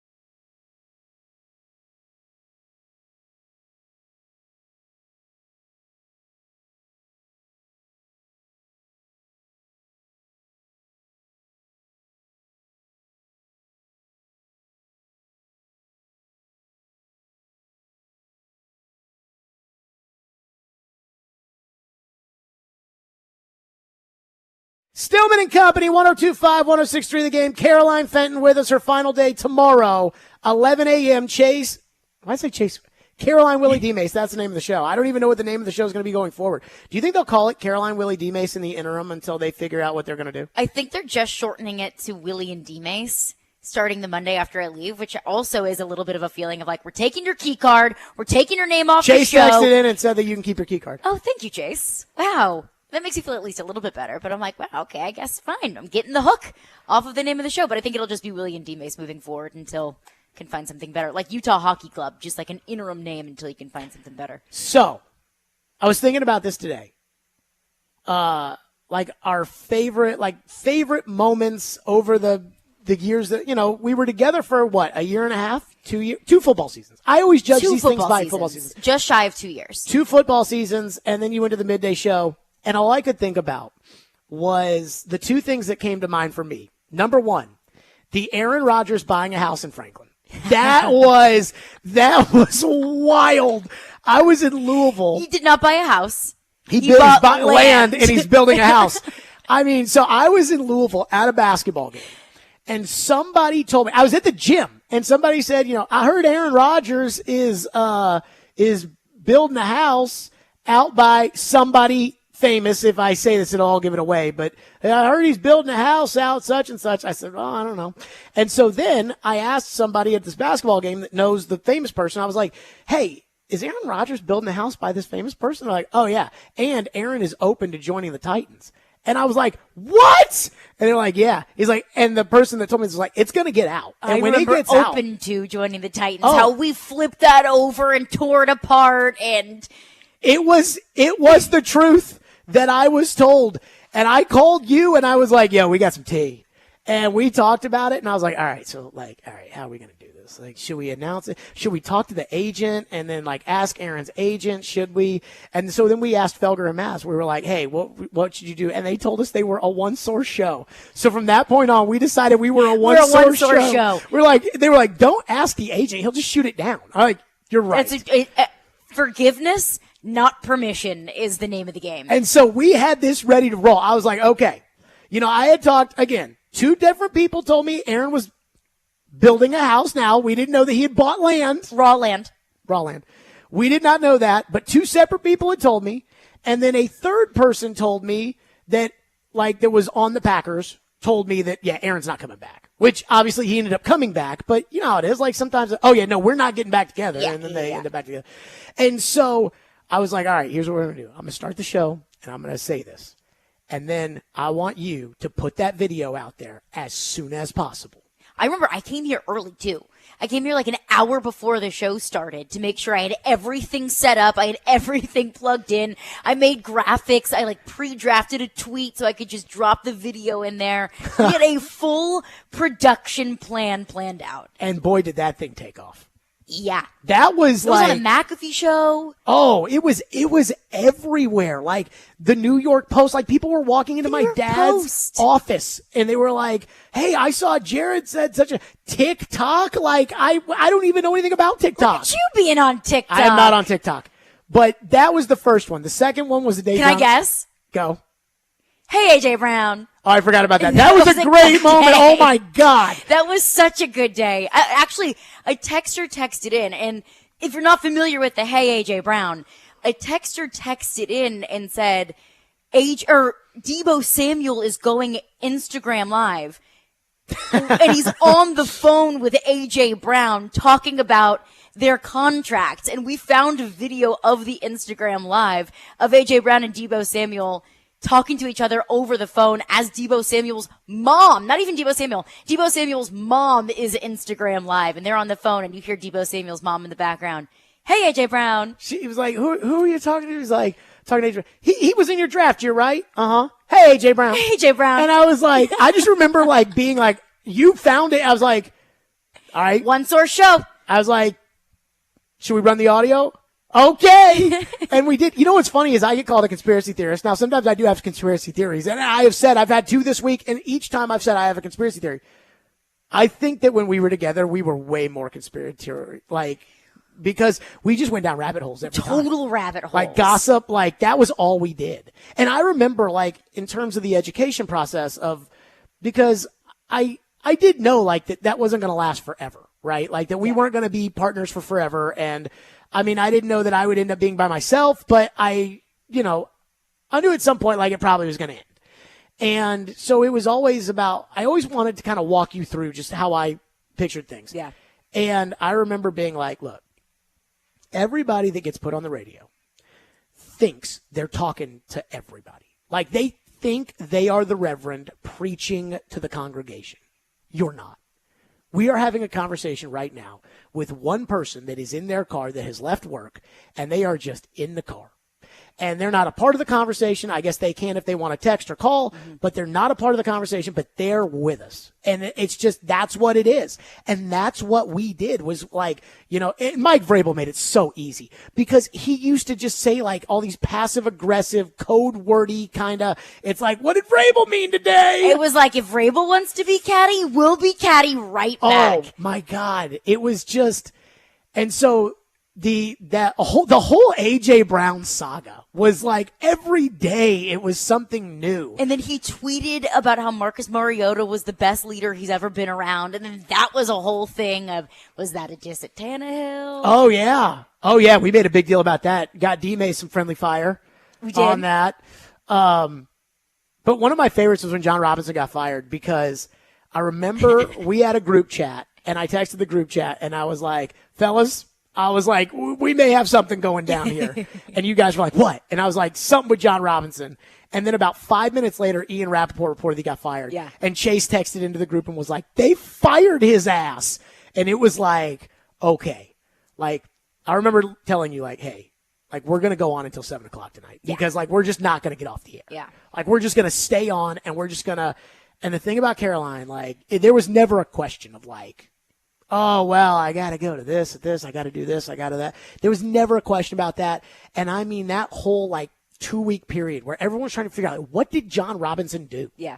I mean, we turned over every stone. We hashtag the plane from Green Bay. By the way, I don't think that at that point in time, given the lack of information that we had, I don't think that's a crazy theory. Joe still uses He acts that? as like we're morons because like, oh yeah, they had this investigation and then the guy in charge of the team got fired out of nowhere after signing a contract extension with a 7-5 record in first place. And so normally that means that there was some inappropriate conduct or something.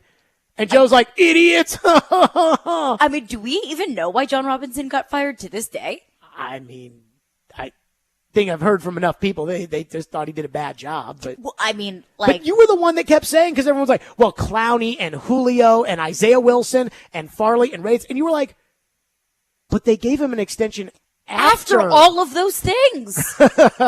It's like you can't be mad at him about Isaiah Wilson because if you he got gave him a extended contract after extension that. after Isaiah Wilson's not even on the team anymore. Right.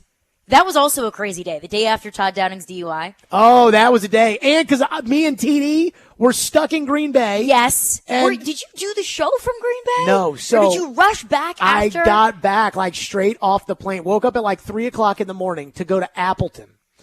And the plane had to de-ice, and that took an hour. Which that happens in Appleton, Wisconsin. So we go to Chicago, and TD is like, we're sprinting to the gate. And they close the door like in TD's face. And so then they're like, we can get some people onto this flight, but like I couldn't get onto that flight. Yeah. And so I ended up having to book a Southwest flight, and I got in at like 3 o'clock.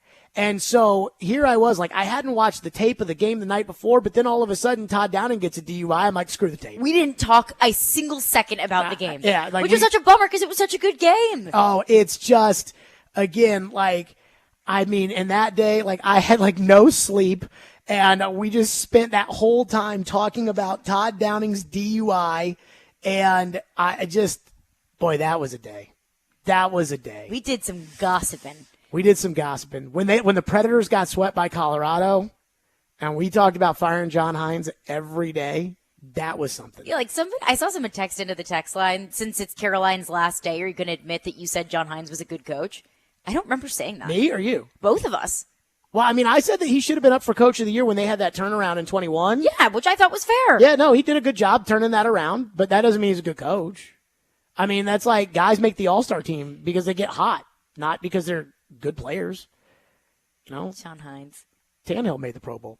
All right, we continue don't on. put your own pot shots at Tannehill now. Well, you're right. We continue on here. Caroline's final day, if you've missed it, is tomorrow, 11 o'clock for Caroline, Willie, and D. Mace. But, again, she'll be filling in when I'm out. She'll be doing Jared versus Joe. She has not announced. A bunch of people asking, where's Caroline going? She has not announced that yet. Apparently, Caroline thinks that these should be treated separate. So I must acquiesce to her wishes. Or maybe, I don't know. Stillman and Company, 102.5, 106.3 The Game.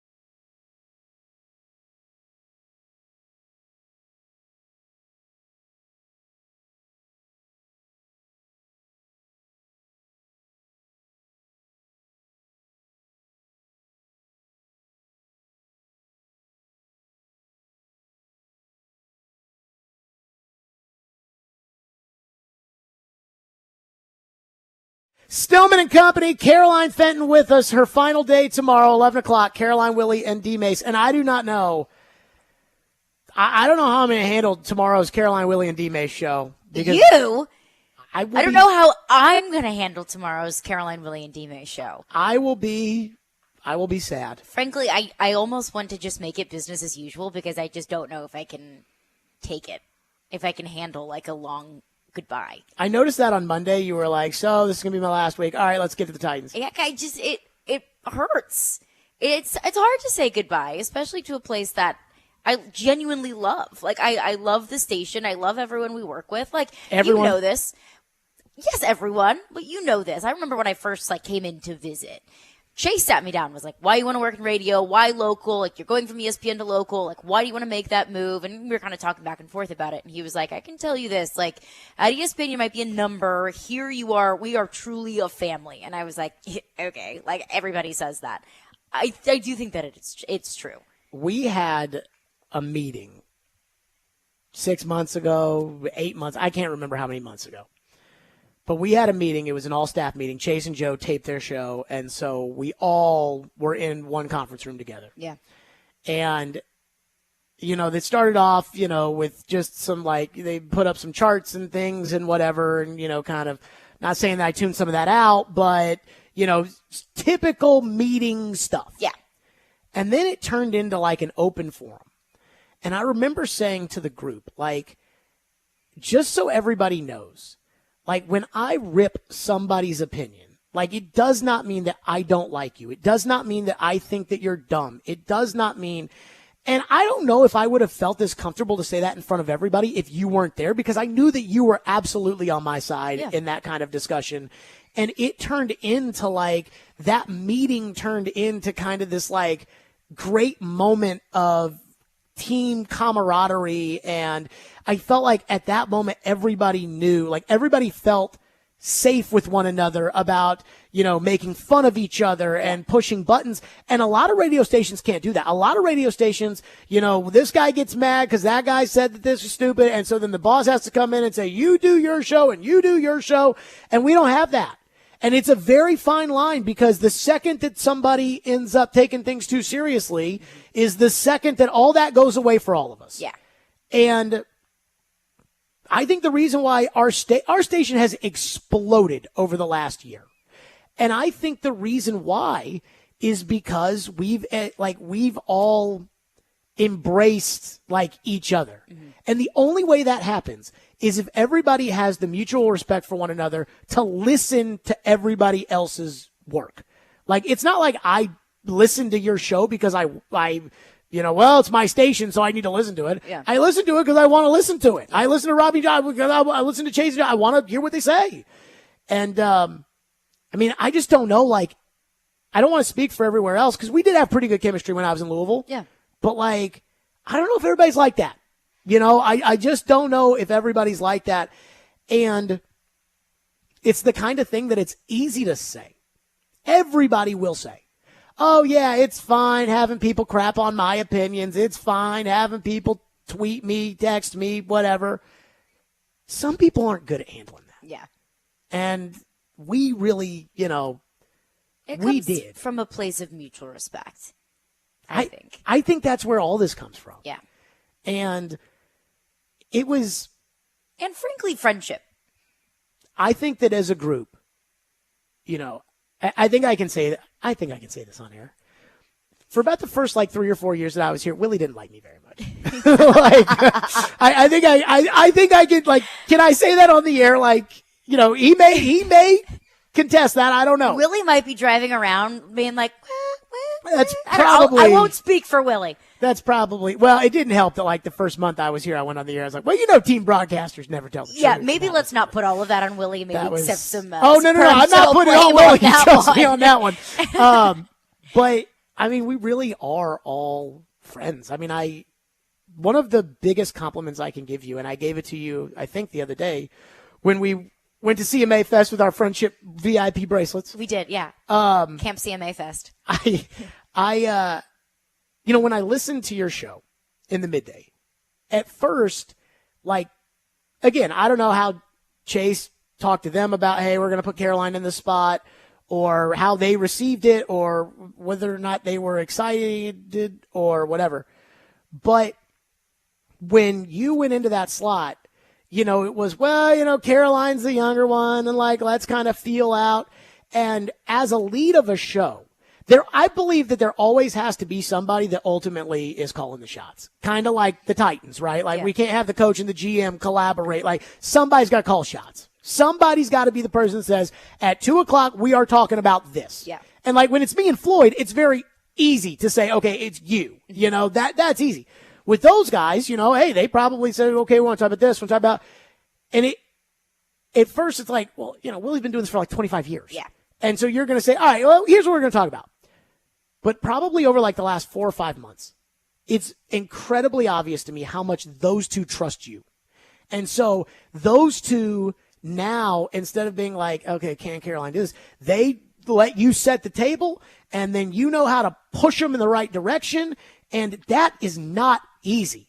And so when I see this, and I see a guy who's been doing radio for 25 years, who is totally, trusts you completely, and you got a guy that played in the NFL for 15 years, and he trusts you completely to take the show where you're going to take it, that is an incredible achievement. And that is something, again, everybody thinks they can do things like that. And I do not think it's that simple. And, it's just, honestly, Caroline, it's really impressive. Thank you. And I'm so grateful to both of them for opening this show up to me. It was a show that, they did with Chase for the longest time. They had a thing, it was like they had their show, they had the vibe, they had what they wanted it to be or what it was. Obviously, when I came in, it completely shakes things up. So if it's not for Willie and D-Mace welcoming me in with open arms and saying, okay, we know that it's new and it's different and we are okay with that and we embrace that wholeheartedly. We wouldn't be in a place where we are now. The show wouldn't be as successful as it has been. And I, frankly, wouldn't be as comfortable and confident in the role that I am in. I look back on some of the first few shows as the lead host on the midday show, and I did not think you were ready at that point in time. I did not think I was ready either, but I just thought, okay, I have to fake it till I make it. I gotta get on the air for 3 hours, hopefully poke a couple of bears and push a couple of buttons, create a good enough discussion for people to give a crap about what we're talking about. And now I've been able to kind of grow into a role where I feel confident in what we've built in a show. And I wouldn't have been able to do that with Willie and D-Mace. And I do have to say, in this industry, there are not very many opportunities to voice their opinions, or not very many opportunities for women to voice their opinions on sports. It isn't. It's the nature of the industry. And I have a place to voice my opinion as somebody that has not been broadcasting for 25 years, did not play in the NFL. And I consider that very much so a privilege that I had this space. I really felt bad for you when you first got into the lead host spot because just that woman thing of I can say half these guys in the NHL I've never heard of. I'm like, Ian, who the hell's that? And it's a funny thing. You say something like that, it's like, woman doesn't know sports. Yeah. And it's that kind of double standard I thought was really unfair. But I think that, again, I listen to a lot of radio. I can't speak for all the radio around the country, but I do think that you might be one of the best women opinion havers in the country. Now, you did talk about teases off the air in the last segment. I said a tease a couple of months ago off of something Andrew Burnett said. And I said, coming up next, Andrew Burnett said something last night after the game that made me moist. And Ian said, dog, TMI. And you texted me and you said, great tease. And so I've got a tease here. There have been a bunch of text messages this hour about, Jared, do you have a crush on Caroline? Jared just asked Caroline out already. I will address that next. Oh, God. Stillman and Company. How's that for a tease? That's moist. 1025, 1063 The Game.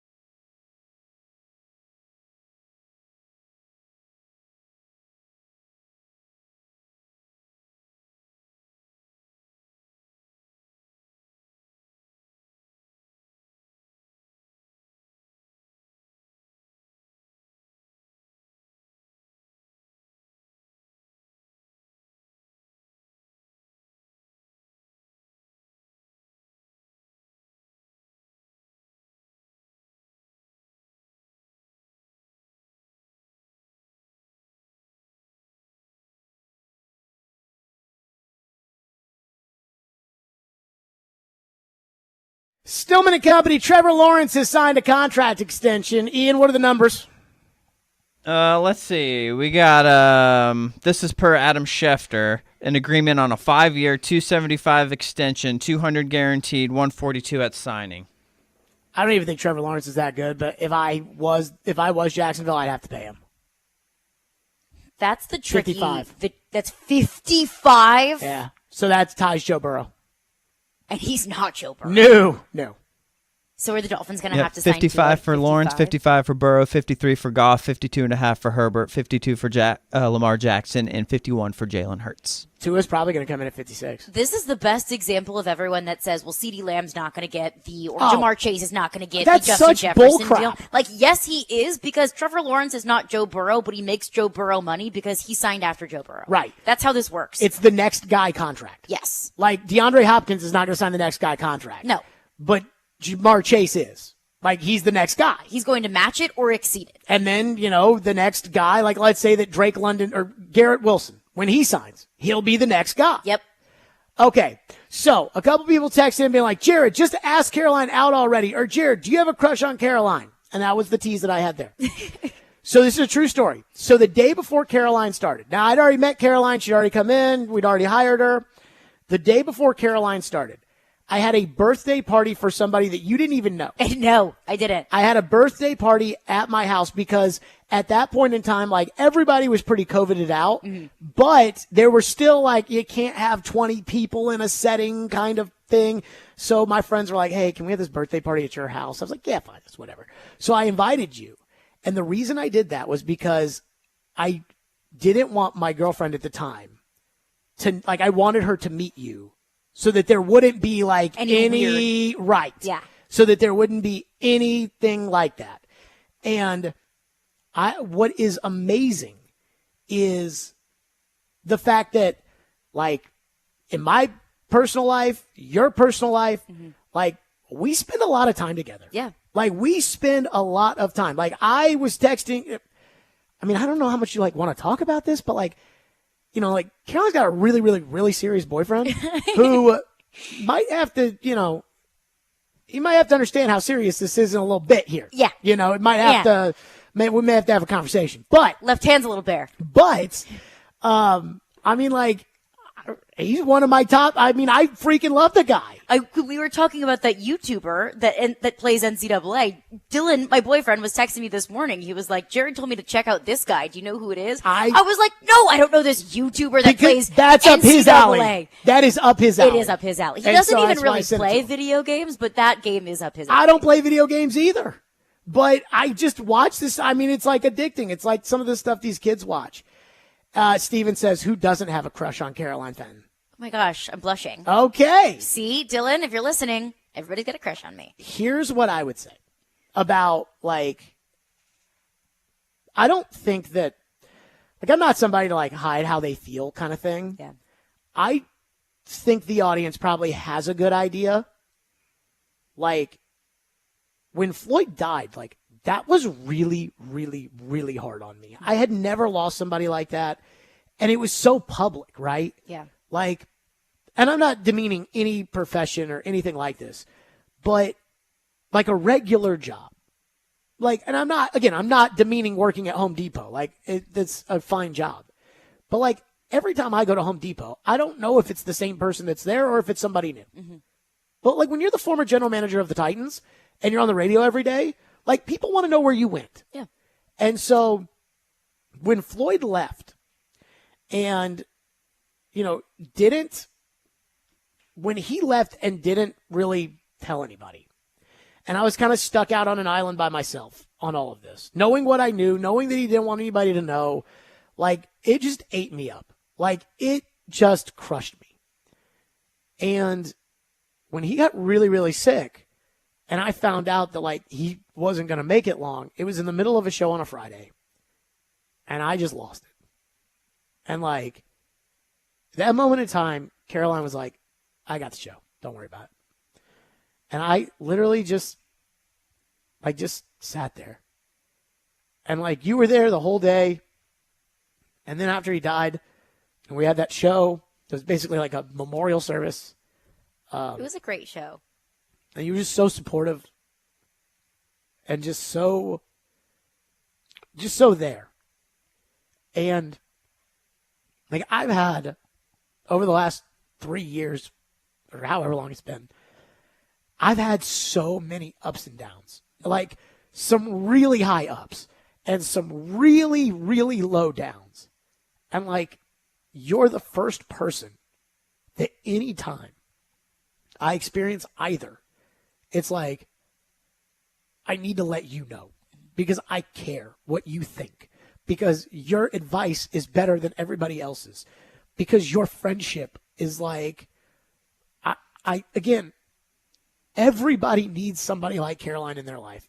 I am not kidding you. Like, I don't want to sit here and like be over dramatic and be like, I don't know where I would be without you, because that's probably a little over dramatic. But there is a part of me that's like, you know, everybody thinks because like, I guess I was the older one or I was my show or something, that like, they're like, you learned from me or you leaned on me or you what, like, no, like I leaned on Caroline way more than Caroline's ever leaned on me. And the relationships that you've made with like my family and with really everybody, like, it's just, I mean, I would say like you're like a friend for life, but you're more than that to me. And like, that's what makes this like so bittersweet, because I am so happy. Like, I knew this was going to happen. I told you when you took the job. Our general manager at the time told me, do not tell this to her. And I told you anyways. I said, if you work hard for 2 years, I'll do whatever it takes to get you a better job. And I didn't even do anything to get you this job. Like, I didn't do anything. Like, you got it yourself. It had nothing to Very do with much me. so did a lot. You just I didn't don't do realize anything. how much you did. And so like, it wasn't like I didn't know this would come or whatever, but it's just like, I'm so happy for you. I'm so proud of you. And I'm just so grateful for you. And I just want the audience to know that like, we are so lucky to have certain people in our lives that really prop us up when, and I shouldn't speak for everybody, but I'm really lucky to have somebody that really, really props me up. Somebody that like, I mean, like, I've been out with people and they're like, when am I going to get to meet Caroline? Like, that's how much I talk about you. Like, it's just, you are one of the most influential people in my life. And my mom told me when Floyd died, I asked her, I was like, how did you feel about all of it? She was like, as a parent, you never get to choose who influences your kid.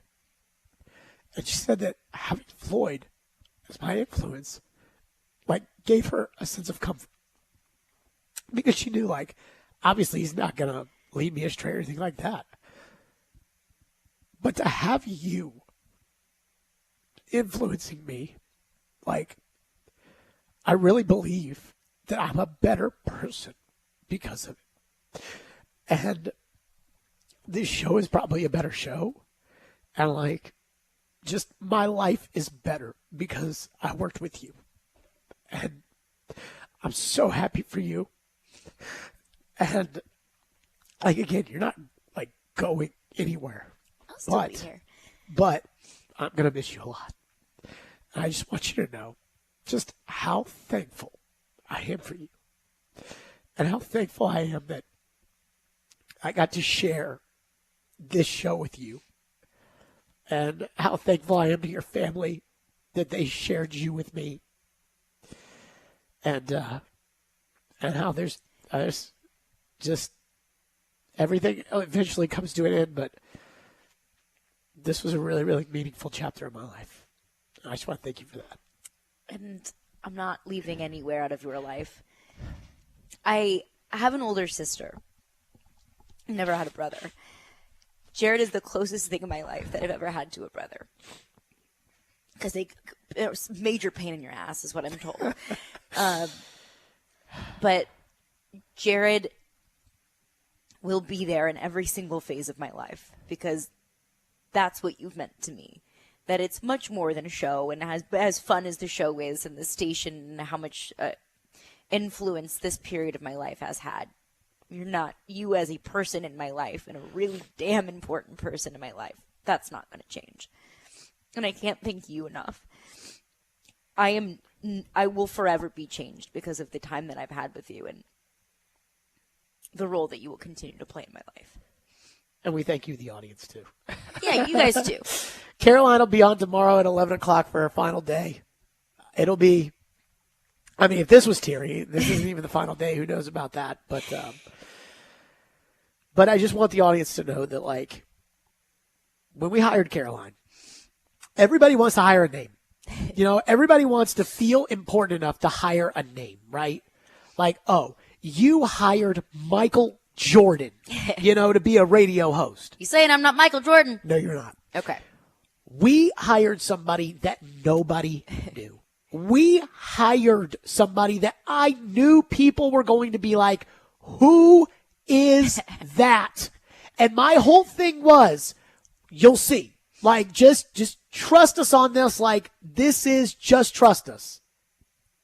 And I think the entire audience knows. And I think the entire audience knows that we made the right decision. And I have never questioned that decision for a second. Take care of yourself. You too. Caroline will be on tomorrow at 11. Stillman and Company. We'll see you tomorrow at 2.